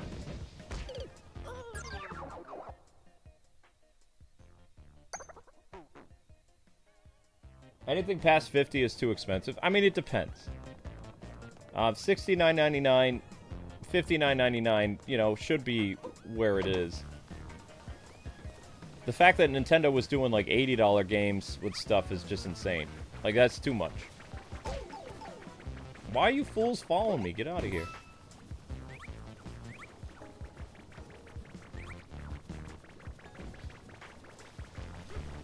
Oh, you can't... I thought you could go in there. You can't go in there? Huh.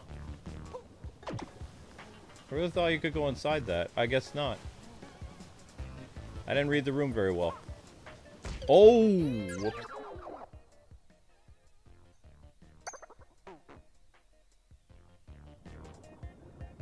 Yeah, I know. Because it's only 2 games, I think like 40 bucks for 2 games would be doable. You know? Especially the games from like 15 years ago. That's too long ago. And even with the 4K resolution, it's not going to look like Mario Odyssey or anything like that. You know? It's just, it's not.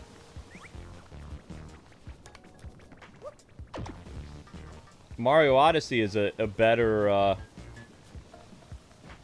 deal for people because it's a free upgrade.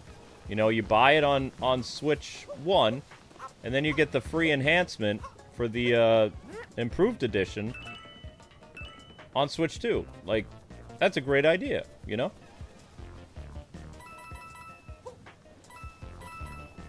I don't know. Nintendo's not the same company I remember it as. I didn't think leadership could change that much, you know? Uh-oh. Well, I'm hosed. Oh, no, it comes back! It comes back! Well, this teaches me I need to be more patient. I'm a very impatient person. Very impatient.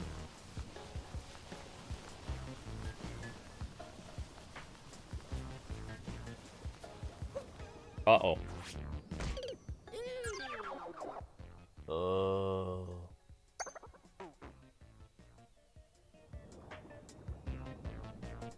Whoops. My bad. I was trying to be patient, and then I screwed up. Now, you can't go inside this tower that's over there?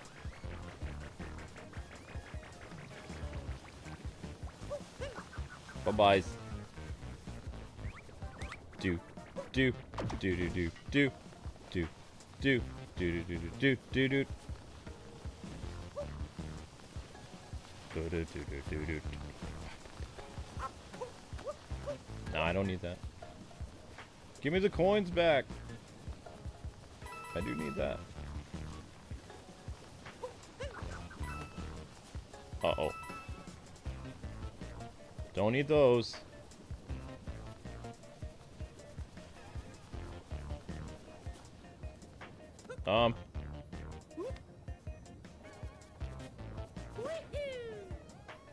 There we go.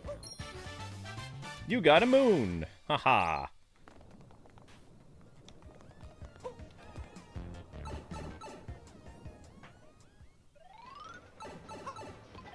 You would keep like in the video? I mean, there's no way to keep like in the stream. I mean, there's more people, and also it's important to have the shorts playlist out for people to click on. But our next like goal, we can shoot for 120, 125.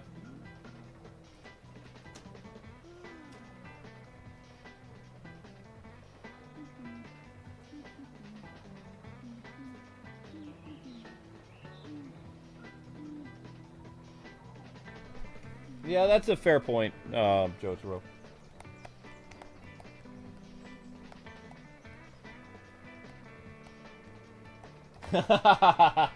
Is that where I get it from, Joseph? My impatience, like, comes from... I noticed I'm more impatient than Amber is. I don't like waiting for things.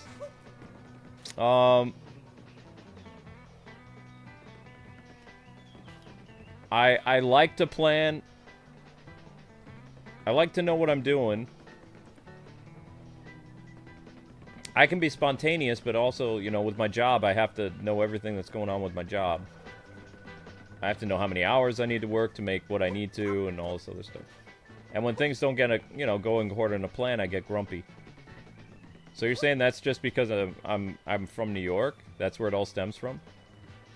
Interesting. Oh, that's all that did? Okay, that was kind of cute. Alright, let's keep moving on.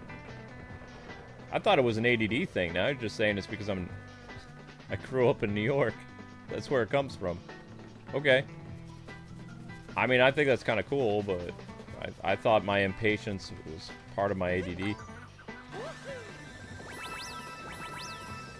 Ooh! Ooh! Ooh, you're gonna feel that one. Oof. Iron Mountain Path. Alright. Tanks so much.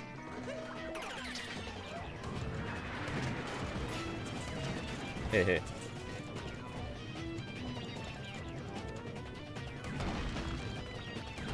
I mean, were they counting on you blowing this stuff up? Oh. Hey, there you go. There's something up there that I missed. Who's shooting at me and why? Oh.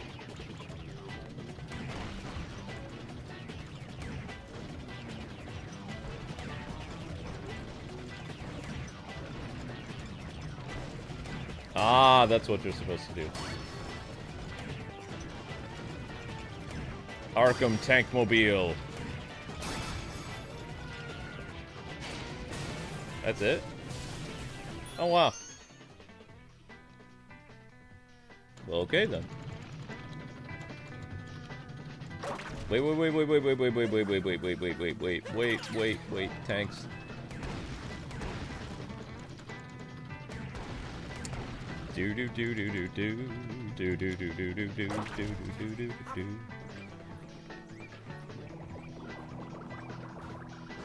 Oh, more of you guys came back. Okay.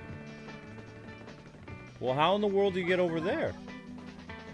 I can see a moon from here.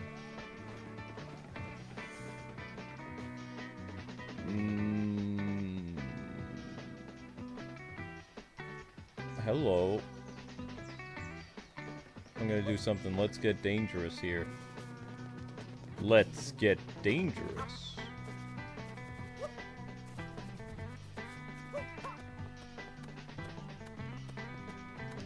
My references are so dated. They are. I don't care.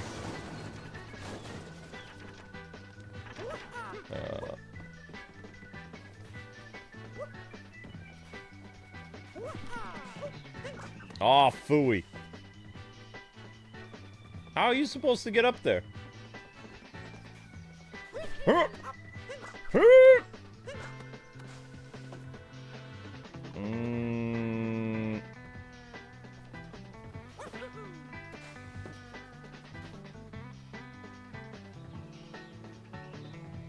What?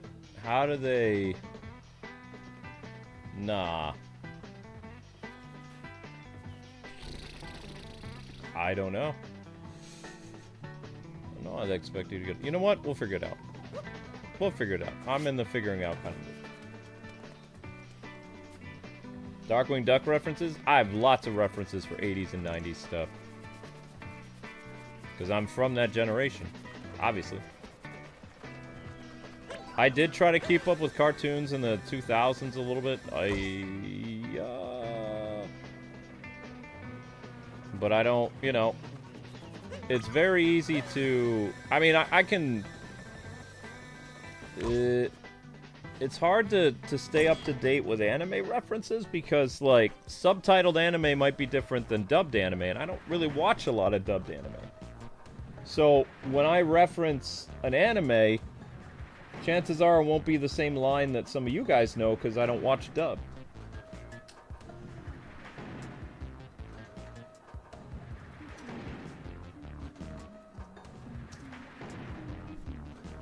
Actually, that's not true. I do watch dubbed once in a while. Like, if I have a headache and I want to watch anime, I don't mind rewatching a show that I used to watch. Like, right now, Amber and I talked about it in a video. Or, no, it was a short. It was a short she made.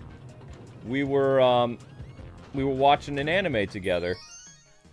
And that anime was called Real Girl, which came out in 2020, so 5 years ago. I'm watching it for the first time in English. Whereas I used to watch it when it first aired, I watched it in Japanese. So everything about that anime is different to me now because the characters, they speak differently. There's different inside jokes in the show. Uh-oh. Wait, how do you shoot again? Oh. And it's not that she doesn't mind subtitled, but she doesn't like reading very much. So it's like, okay, yeah. And if we're sitting down for a meal or something like that, and we can't really watch stuff like in between streams though, because we always have to have the music going. So we can't really watch stuff until before we start streaming or after we're done streaming. Because it's all, you know, it's all connected to the streaming equipment. Which in hindsight maybe wasn't a great idea, but you know, once in a while, once in a blue moon, I will watch an anime in English, but majority of the anime I watch, I know, exposed. Majority of the anime I watch isn't subtitled. It's in traditional Japanese with subtitles. And even a lot of my favorite shows that I enjoy watching, they have never received an English dub. Case in point, Working. The Working anime that came out quite a while ago. I screwed up. That anime has never been dubbed in English because Americans just don't like it because they don't like working. That came out wrong. But they've never dubbed that show, and it never came over here when, in reality, that show did so well in Japan that they had like 4 or 5 seasons of it. It ran for like almost 6 years. Plus, it got a spinoff. But they never dubbed it in American. They didn't like, nah, we're not going to dub it. And it's like, but why? And because they didn't dub it, I actually had to buy it from, where'd I buy it from? I had to buy it from Hong Kong. And the only way I can watch it is if I watch it in my PS3. Which is weird. Like, none of my other DVD players on the PS4 or the PS5 will run it. Only the PS3. I don't know why that is. It's just, I guess it is what it is. I don't know. Maybe there was something about the PS3 that was just better for import DVDs. I don't know. Both my Spider-Man and His Amazing Friends thing from Europe plays fine. And the Working DVD plays fine. In, like, my Working collection. That's literally what the anime's called. It's called Working. It's about a restaurant job. It's funny. It's funny as all get out.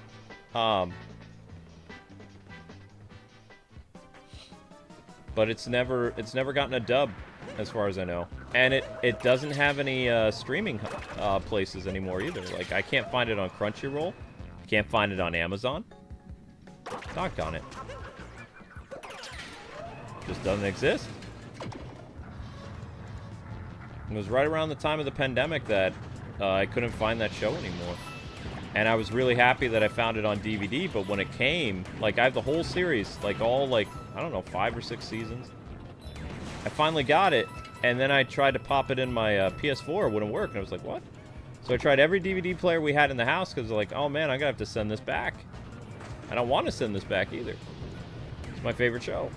Next to School Rumble. It was that funny. In fact, here's a little trivia for you. This sequence for Top Donator of the Day, that is from Working. If you don't know what that anime is, that's Working. That's the anime. The girl has a phobia of men, almost like an allergy, and those two become a couple like at the end of the series. But, you know, that Top Donator of the Day, you know, if somebody does $100 or whatever, that's from the anime Working, which isn't streaming anymore. It hasn't been streaming for years. And it's really, really good. It's a great anime. It's really fun. Whoops. I gotta straight up murder you. Blammo! Got him. Right. I need you to go away so that I can go get those purple things.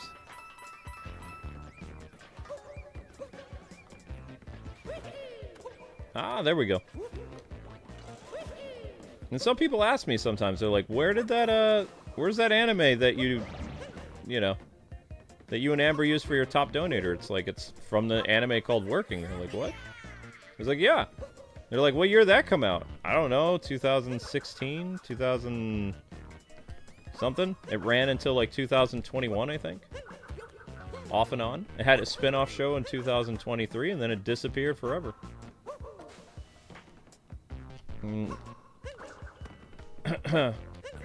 But it's really funny. Like, I watch that show sometimes to...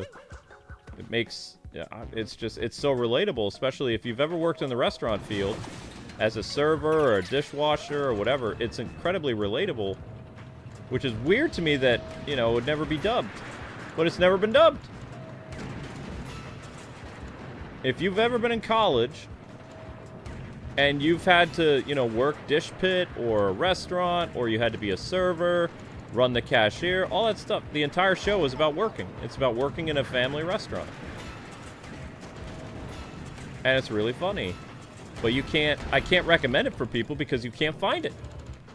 Unless you use, I don't even know if any of the non-kosher websites that I use, because I had to watch a new anime from a website that is not officially licensed. I don't know if Working is there or not. If Working's there, heck yeah, I'm going to watch Working again. But I had to watch I Have a Crush from Work on a streaming site that doesn't exist. It's not licensed. And no licensed streaming service has it.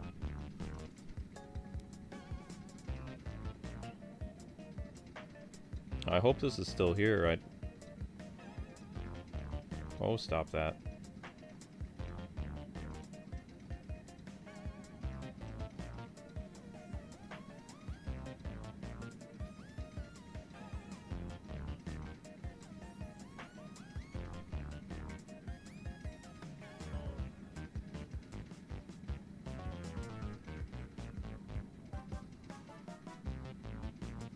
Hang on.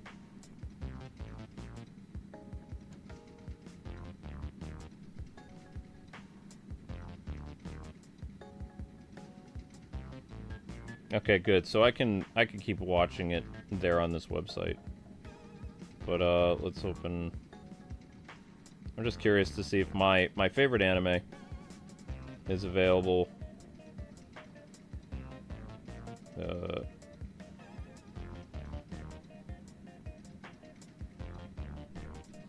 Okay. If I type Working, what happens?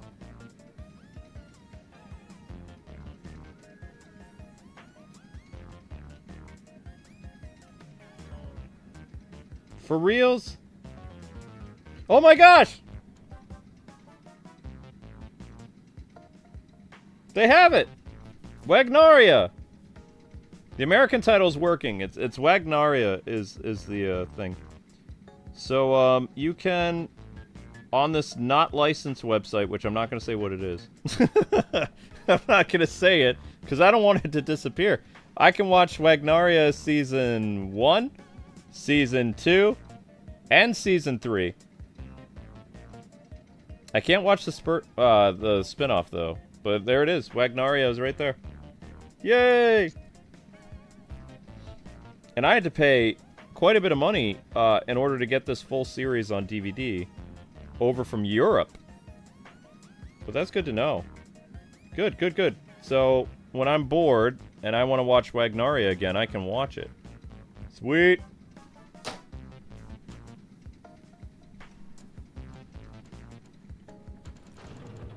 Alright, I'm ready to leave now.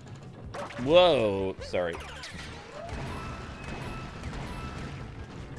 Sorry guys, I was vamping. I was trying to get, the stream still isn't at 800 views, can you believe it? 3 hours and 6 minutes, and we're not even at 800 views yet. This is criminal. For a Mario stream, for crying out loud. This is bad. That's wicked bad. And there's like 70 plus people here. Like, YouTube's treating the stream like there's only 30 people here. Like, what the actual bad word? Like, seriously. Secret flower field is ahead? Well, how do I get over there? I have no idea. Alright, you know what? We're just gonna keep moving on. Keep moving on. Alright, fools, let's go. Boom. Boom.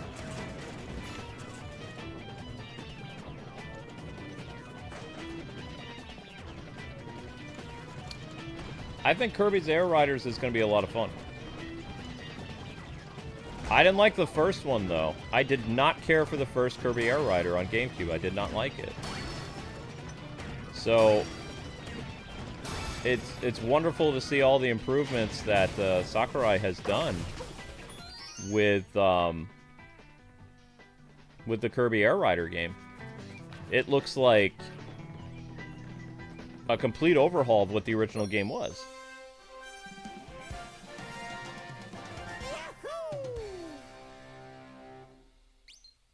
Oh, that was the end, huh? Oh, wait, no, it's not over.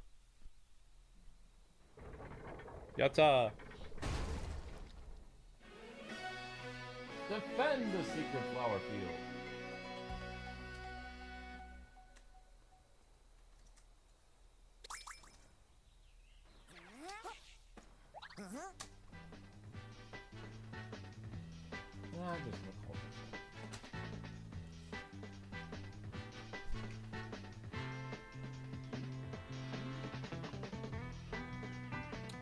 Do I collect Gundam? No.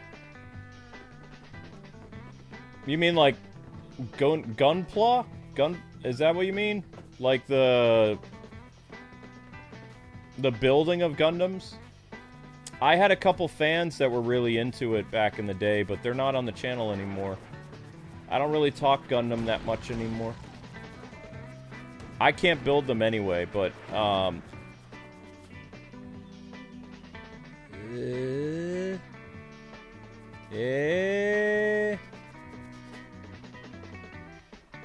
is that where they want me to go? Nani? Oh, I didn't mean to do that. Oh, crap. Welp. Nani? I did not want to fall. I don't even watch that many Gundam shows. I like the Gundam video games. I've covered several Gundam video games on this channel over the years. The most fun I ever had with a Gundam game was Dynasty Warriors Gundam Reborn. Amber and I had a blast because I got to introduce Amber to all kinds of Gundam shows that we would watch in between doing episodes. So, you know, because we used to... Our channel did so well back in the day, we were able to do uploads, which gave us more of a life and more time to spend together, too. So what we did was we watched several Gundam shows while we were recording Dynasty Warriors Gundam Reborn. So I introduced her to Gundam Wing, Gundam Seed, Unicorn Gundam, a bunch of shows. And she was able to understand the story, so when the story happened in the game, she wasn't completely lost. It was great. Nowadays, it's a lot harder to do that kind of stuff because there's not enough. Live streams can take anywhere between... A good live stream will take 2 hours to get 1,000 views. A bad live stream will take 4 or 5.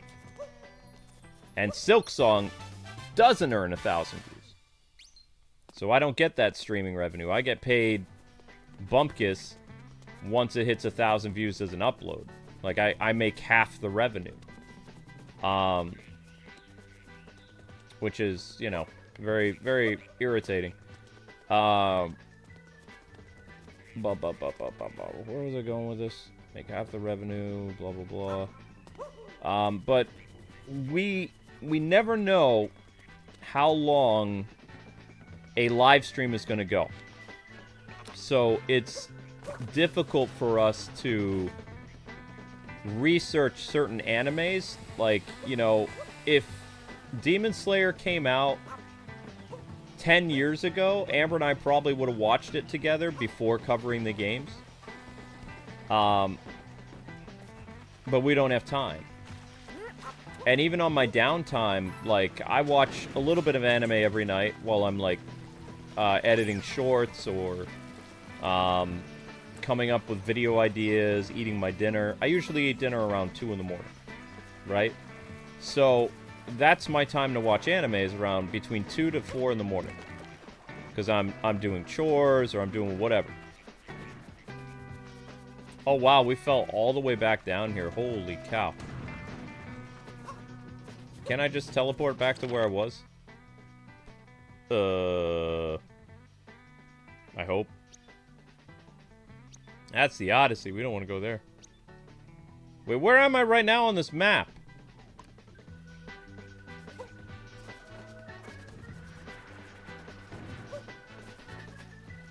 Eh? Well, I don't think I've been in the water yet. But yeah, if I had more time to do stuff, I would introduce Amber to a lot of stuff. But I haven't. I've missed the last 3 brand new Gundam shows over the past 10 years. I did not see Iron Blood Orphan. I didn't see the one that came after that, which was Gundam Build something. And I haven't seen the one on Netflix either. I just don't have time. I'm very particular of the animes that I watch, and also the Gundam games that I've done in the past 3 or 4 years, they don't do well. James Trigg was an Ultimate. He disappeared. He was doing,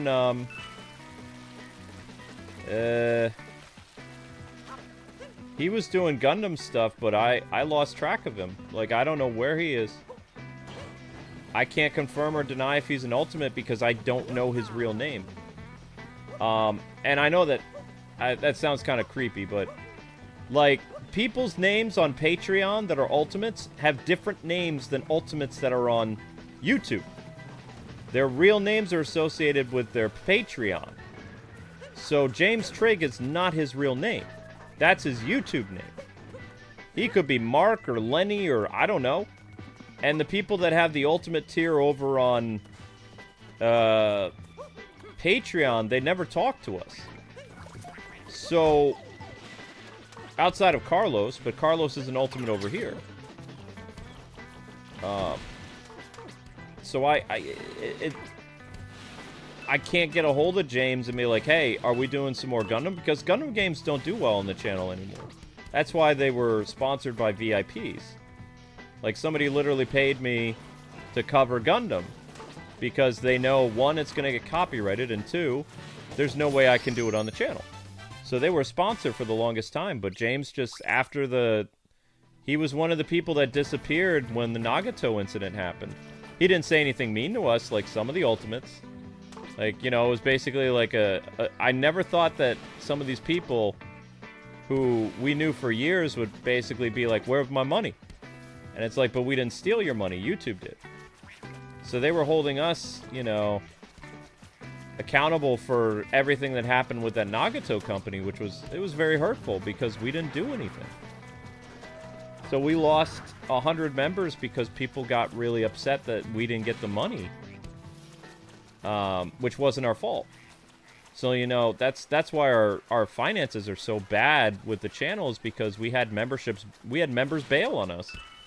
Because they took out their anger and their aggression and their sadness over, you know, the money not going to where they spent it, and they blamed us for it. But James, he didn't blame us, he just vanished. So I don't know if he's alive or what it is, but I've been trying to get a hold of James for like 2 months now. He's just gone. He pulled like a John Raymond, he just disappeared. Didn't say anything mean, didn't say anything positive, he's just gone. Mandrakos has been an Ultimate for 4 or 5 years.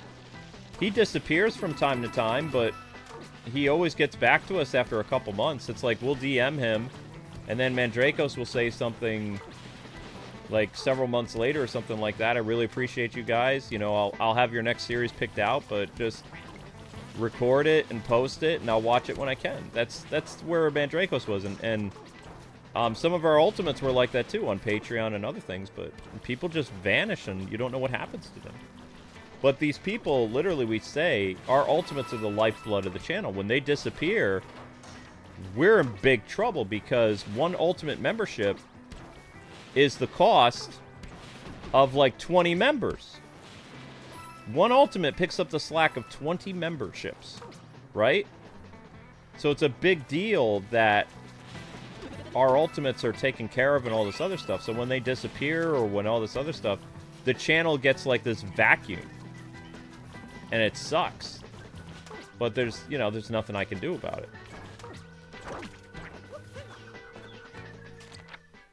These people are super important, though. Like, I've been saying this forever. Like, they're very, very important, like the Ultimates. The VIP branch. Without the VIPs, the channel would have folded years ago.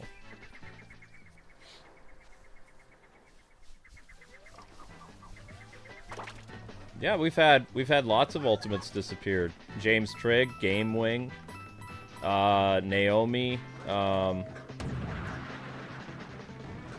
Brittany Luna, Ruga, what was her name? I can't even remember. We had a nice lady from the South who was here all the time talking to us about her family and stuff like that. You know, she's gone. And all this stuff happened when, you know, the channel was at its lowest. I had one person say they weren't going to support us anymore because I was swearing. And I was like, you know what? I totally understand. You know, I appreciate you having the respect to come and talk to me about this. And, you know, I wish you well. They left the channel because, you know, I swore a little bit. And I'd known them for years. So that was kind of hard, you know. But I get it. I understand. I didn't... You know, I can't force people to stick around. I appreciate when people give me heads up, like, hey, I still don't know what happened to that Ultimate that bought the Steam Deck for us. Like, he gave us a $500 donation. He told us to get the Steam Deck. We got the Steam Deck. Never saw him again. John Raymond has been gone now for 2 years. And I did everything with the Steam Deck he asked me to do. He's just gone. It's not like I can reach out to these people in real life. I don't know who they are. No clue. I only know their online names. And it's, you know, probably not their online names. Most definitely.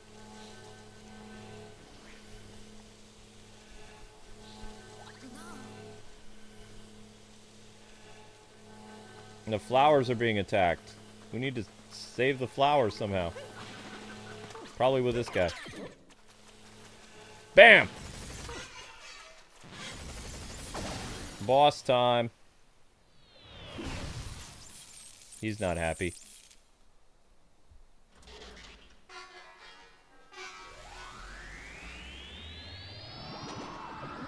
No, I wouldn't say any Ultimates took advantage. But, like, it's just rough because it's like these people were... You have to remember that we got to know these people over the course of years. They were... we had like 17 Ultimates. Now we have 9. And some of the 9, like, they don't ask for anything. Like, they just give us the $100 a month. But I feel terrible because it's like, you know, I want to give them something. And they're always like, no, it's just you were my childhood and stuff like that. But it's like the other guys, it was like, it was a transactional thing. It was like, okay, I give you this, you give me that. And it's like, yeah, totally, I get that. But most of the new Ultimates, they don't want anything in return. Same thing on Patreon. Like, we have all these new people, but they don't want anything in return. But it's like, I want to give them stuff in return, but they never respond to me. So it's like, I'm just like, I feel bad. Because I'm being given this stuff, but I'm not doing anything in return for it. When that's not how the VIP program is supposed to work. You sign up for the VIP program to get something out of us. You know, it's an even thing. So we have some VIPs on Patreon that they never, you know, they don't do the thing. They don't tell us anything. You know, they drop the money and it's like we don't have to do anything for it, but I don't like that. I feel guilty. I have guilt, and I don't know why.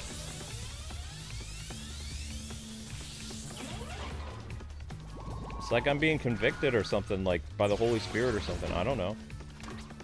But it's like, I even tell God, it's like, I don't know what they want. I've been trying to reach them. They don't respond.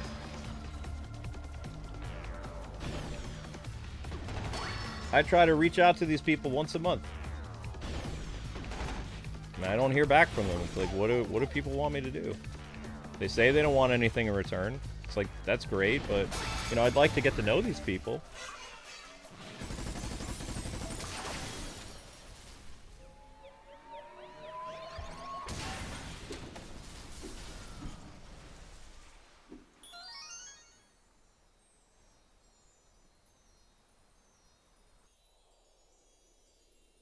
Yeah, see? And Trayvon's still here. Trayvon was one of our ultimates for the longest time. He's stuck around. His job, like, fired him, though. Trayvon, you're not alone, though. We had a couple people that they lost their jobs over the years. And they, you know, they had to, like, drop down their membership or they had to whatever. I mean, that's a thing that happens. But at least, like, you're still telling us and you're involved with the channel and stuff like that. Because, you know, I'm very grateful for all you did for the channel. I'm happy you stuck around, too. Very glad you stuck around.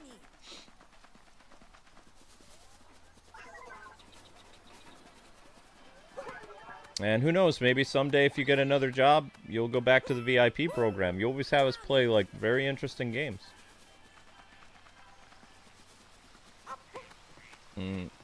But it's just, it's hard when you get to know our VIPs and they just vanish. Because I worry about people, because we had, I can say this now because it's been many years. We had a VIP with a brain tumor. He had cancer. He was the guy who did, you guys remember all the Harvest Moon streams that were on the channel? Like all the classic Harvest Moon games over the years? With the ultimate selects? Speedrun marriage and stuff like that? Do you guys remember? Well, that was sponsored by a gentleman that loved slice of life and cozy games. Unfortunately, he passed away many years ago.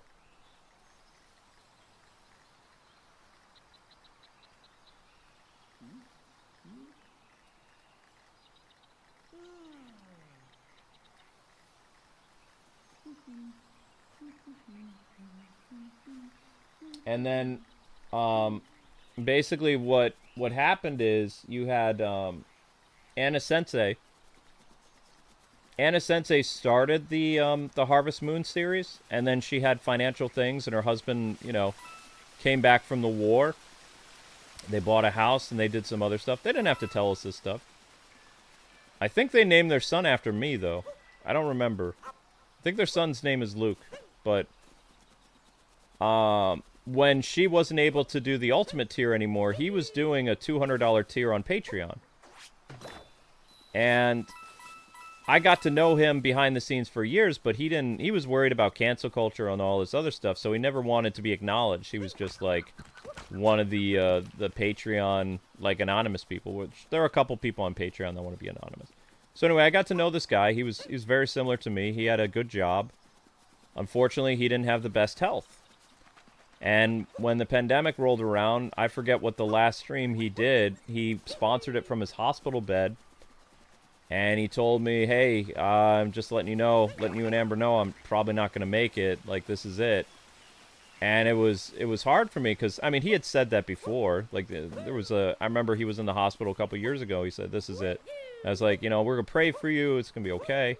And, you know, he recovered. But I haven't heard from him in a year and a half. So, you know, I don't think he's around anymore. But we get to know our VIPs really well because they're very important to the channel, you know. And I'm still hoping that somebody brings back the cozy games, you know, in his memory or something like that. But if they don't, you know, it's okay. But he loved Harvest Moon, namely Story of Seasons. He loved Story of Seasons. He was a big Muffy guy. I can't tell you his screen name because I don't remember it, but he was on Patreon. He had a regular YouTube name with a bunch of numbers and stuff like that. Chad and some other people used to interact with him, like, late at night. But I haven't heard from him in a year. So it's like when I don't hear from an Ultimate after 6 months or a year, I start to worry, you know? It's like, what happened to this person? Are they okay? You know? That's the hard thing about, like, doing this type of job is when you get to know these people and then they don't come back. You worry about them because, yeah, you are, you know, your finances are tied to these people as well, but also you get to know these people as, like, a good business relationship. I wouldn't say a friendship because I don't believe in giving people money to be friends with them, but you have, like, a... what's the word I'm looking for?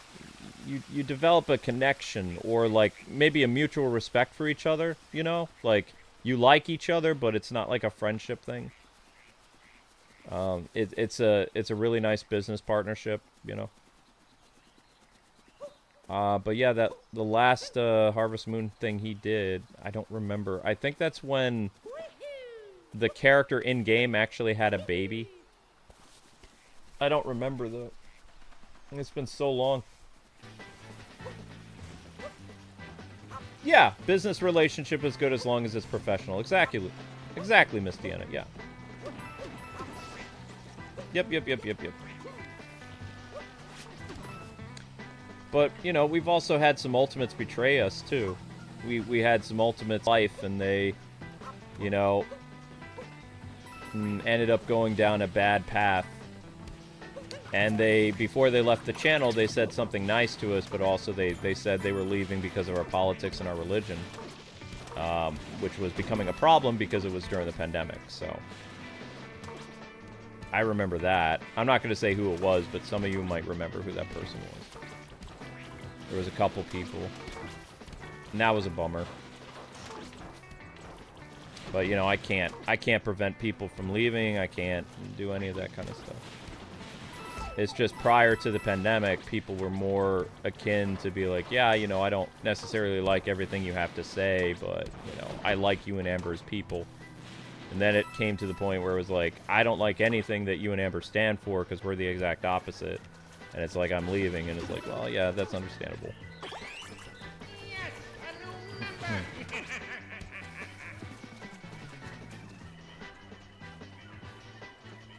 Yeah, that's it, Just 22. Camaraderie. Yeah.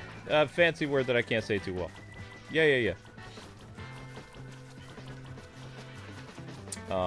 But I worry about people. I miss them too, because it's like you get to know them too. Like, James, for instance. James was a big Gundam guy, right? He'd always have me play the most obscure Gundam games that even I didn't know about. I was like, okay, cool.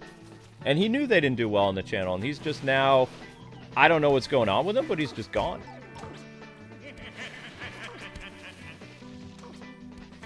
What is my favorite Mario outfit in Odyssey? I like the knight. Does anybody remember the knight costume? I like the knight costume. I think it's kind of cool.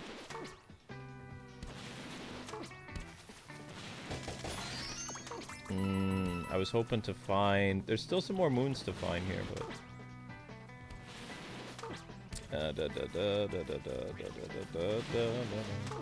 3 hours, 29 minutes. Okay. Maybe we should go on break. Maybe I should go on break, get something to eat, come back. Because I'm going to have to cut parts of the stream out. It kind of sucks, but, I mean, we're a ways away from 1,000 views that I can cut out another break. I don't even know if I can do a second Mario stream tonight because I don't want to do a 5-hour Mario stream. And everything is all turned around. I don't know what to do with stream of.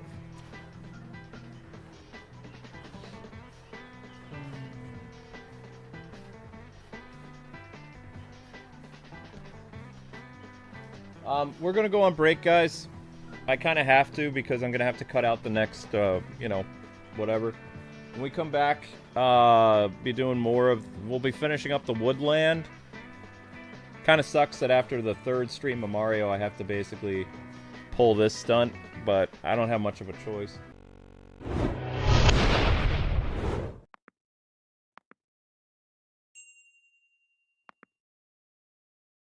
Okay, guys, so immediately after this stream, there'll be a Lego Batman stream talking about the role of Catwoman. So I hope you guys will head over there after this stream. So we have a little bit left to do in the Wood Kingdom, I think.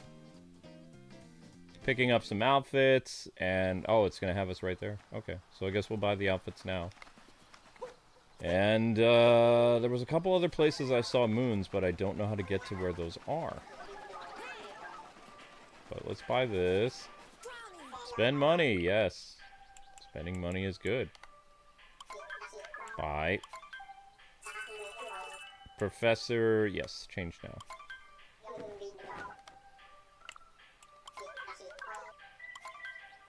There we go. Alright. So, the other Mario Odyssey stream will be tomorrow.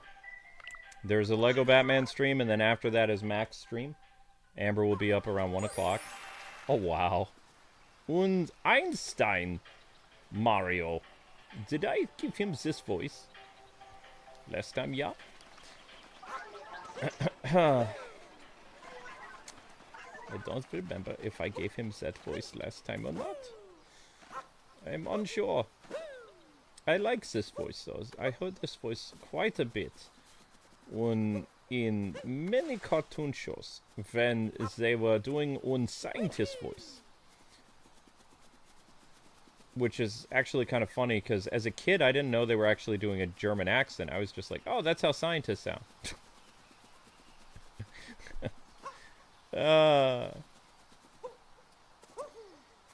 Probably because I don't remember actually learning about World War I and World War II until I was probably in 8th grade, maybe? No, 7th grade. 6th or 7th grade. Whoop. Since we were in New York, most of the stuff that we learned about in history class was the Revolution and world history, and basically, I don't know if they do it the same way for you guys, but how they did it is there was so much world history to cover that they would start at the beginning with, well, I don't remember if they did biblical history or not. That was a long time ago. I thought we did. I thought they started you in, like, grade school with, like, or not grade school.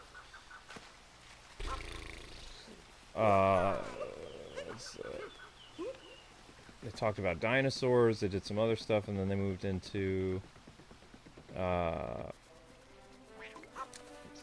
yeah, I think they did. 30 years ago, I think we did a little bit. There was a little bit of biblical study stuff. And then it went into, regular stuff. Like the Greeks, the Romans, Egyptians. And then they kept working their way until eventually we reached modern times. But it took a long time, obviously. It took years. So they started you, and then you saw all that stuff, read all that stuff. And then by the time I got to 6th or 7th grade, we started studying the Great Depression and World War I.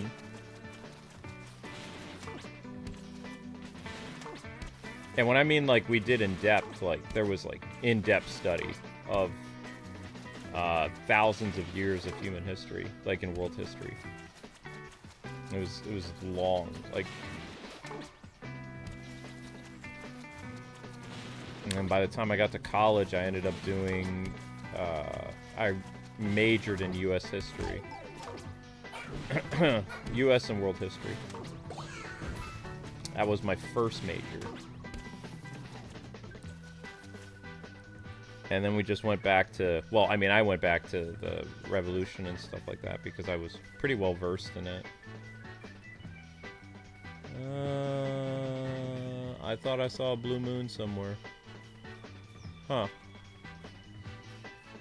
See, if there was an ability to fly or something, that'd be pretty cool. But I do not know if there is an ability to fly. Perhaps. Perhaps not. Wait a sec.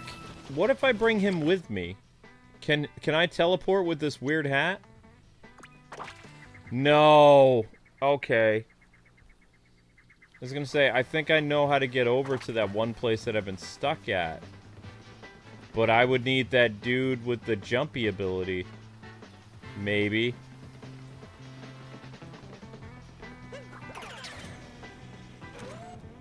Whoa, whoops. I didn't mean to do that. No. Zoom. I knew it! There is a thingy there. So then how on earth do I get in there? There's gotta be a way inside there. There's a moon there. Okay. Oh, sorry about the motion controls. Oof. Ah.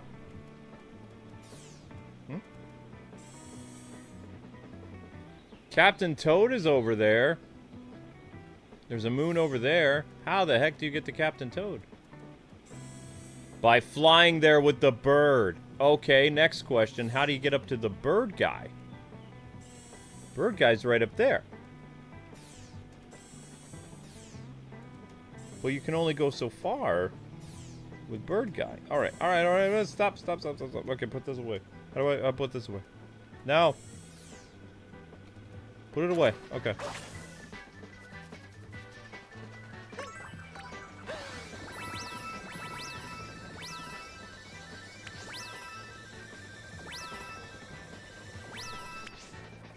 Can I run up that?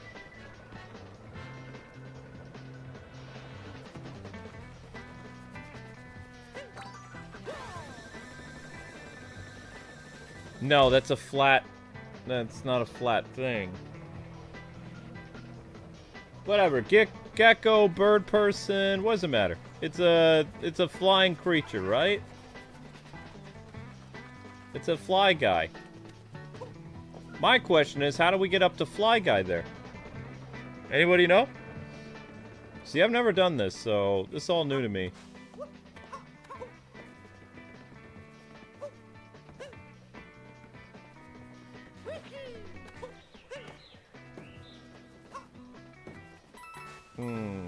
There was nothing over here.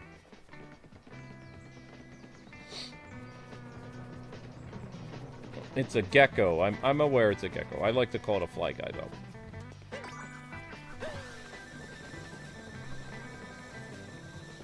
See, that's ouch.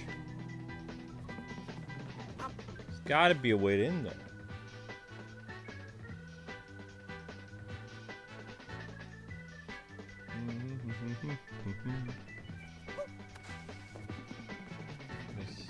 Going in there doesn't do anything. Gotta be like some type of door or mechanism or something that will get you inside there, right?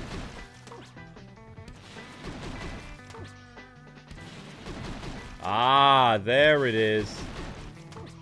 There it is. Now we're talking. Let us go. Now we are getting there. It took one some time, but we found a way. Wonderbar! Whoops.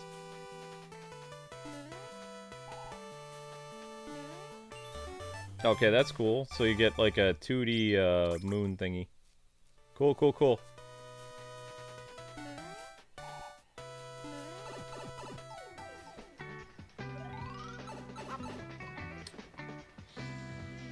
I'm still not over there, though. Really? Huh. Not quite what I wanted. I mean, good and everything, but not what I wanted.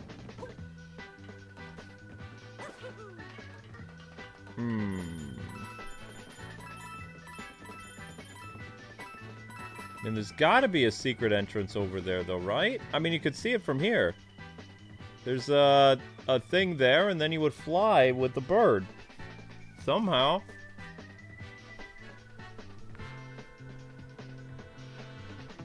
The so-called gecko's name.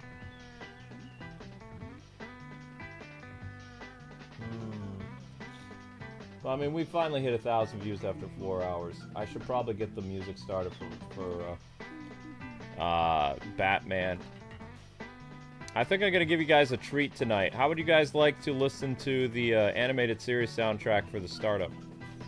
Not the Super Nintendo. I don't think the stream will get terminated. And I'll cut it out later, but I could play you my animated series soundtrack.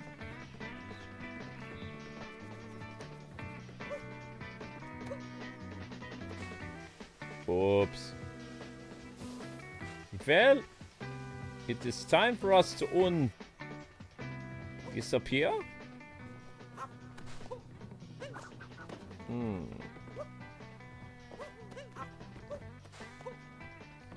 Is there a P-switch somewhere? What do you mean by P-switch? I think I'll watch a, watch a tutorial, how to do that. That'd be awesome. Alright, cool. So we're gonna do the startup with the animated series music. And we'll be talking about Catwoman and some other stuff, and I'm gonna go make myself some proper stuff, because it took me a while to make the thumbnail. It was really hard to find that picture of Catwoman, believe it or not. It's like, okay.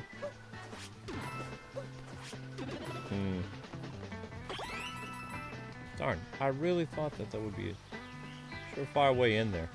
Alright. So anyway, thank you guys for the super chats. You guys are breathtaking. Like I said, we're gonna have to be pushing super chat goals over this week because we're having a little bit of a financial ish. Namely, I gotta get Amber down to her mom's memorial, and now I have to. My car is now no longer street legal. It failed inspection. It's gonna cost $1,300 to get it to pass inspection because it needs new tires, it needs new alignment, it needs new brakes, it needs a bunch of stuff, and the total is going to come out to like over 13. So most likely I can't go to Illinois because it was going to cost me about $400 or $500 to go to Illinois and stay in a hotel for a couple days, drive down. It'll cost less with just Amber, but Amber's going to be sad and Amber's going to be upset. But I can try to make money back by covering Sonic, the racing game, and Pac-Man. I wasn't really close with my mother-in-law anyway, but I can't afford to send us both, plus pay for the car. Which, if I don't pay for the car, my wife could get arrested. But, you know, we gotta push for super chats and other things over the next, like, week. So... But anyway, guys, Batman is next. Head over to Batman. Click the link that says Batman.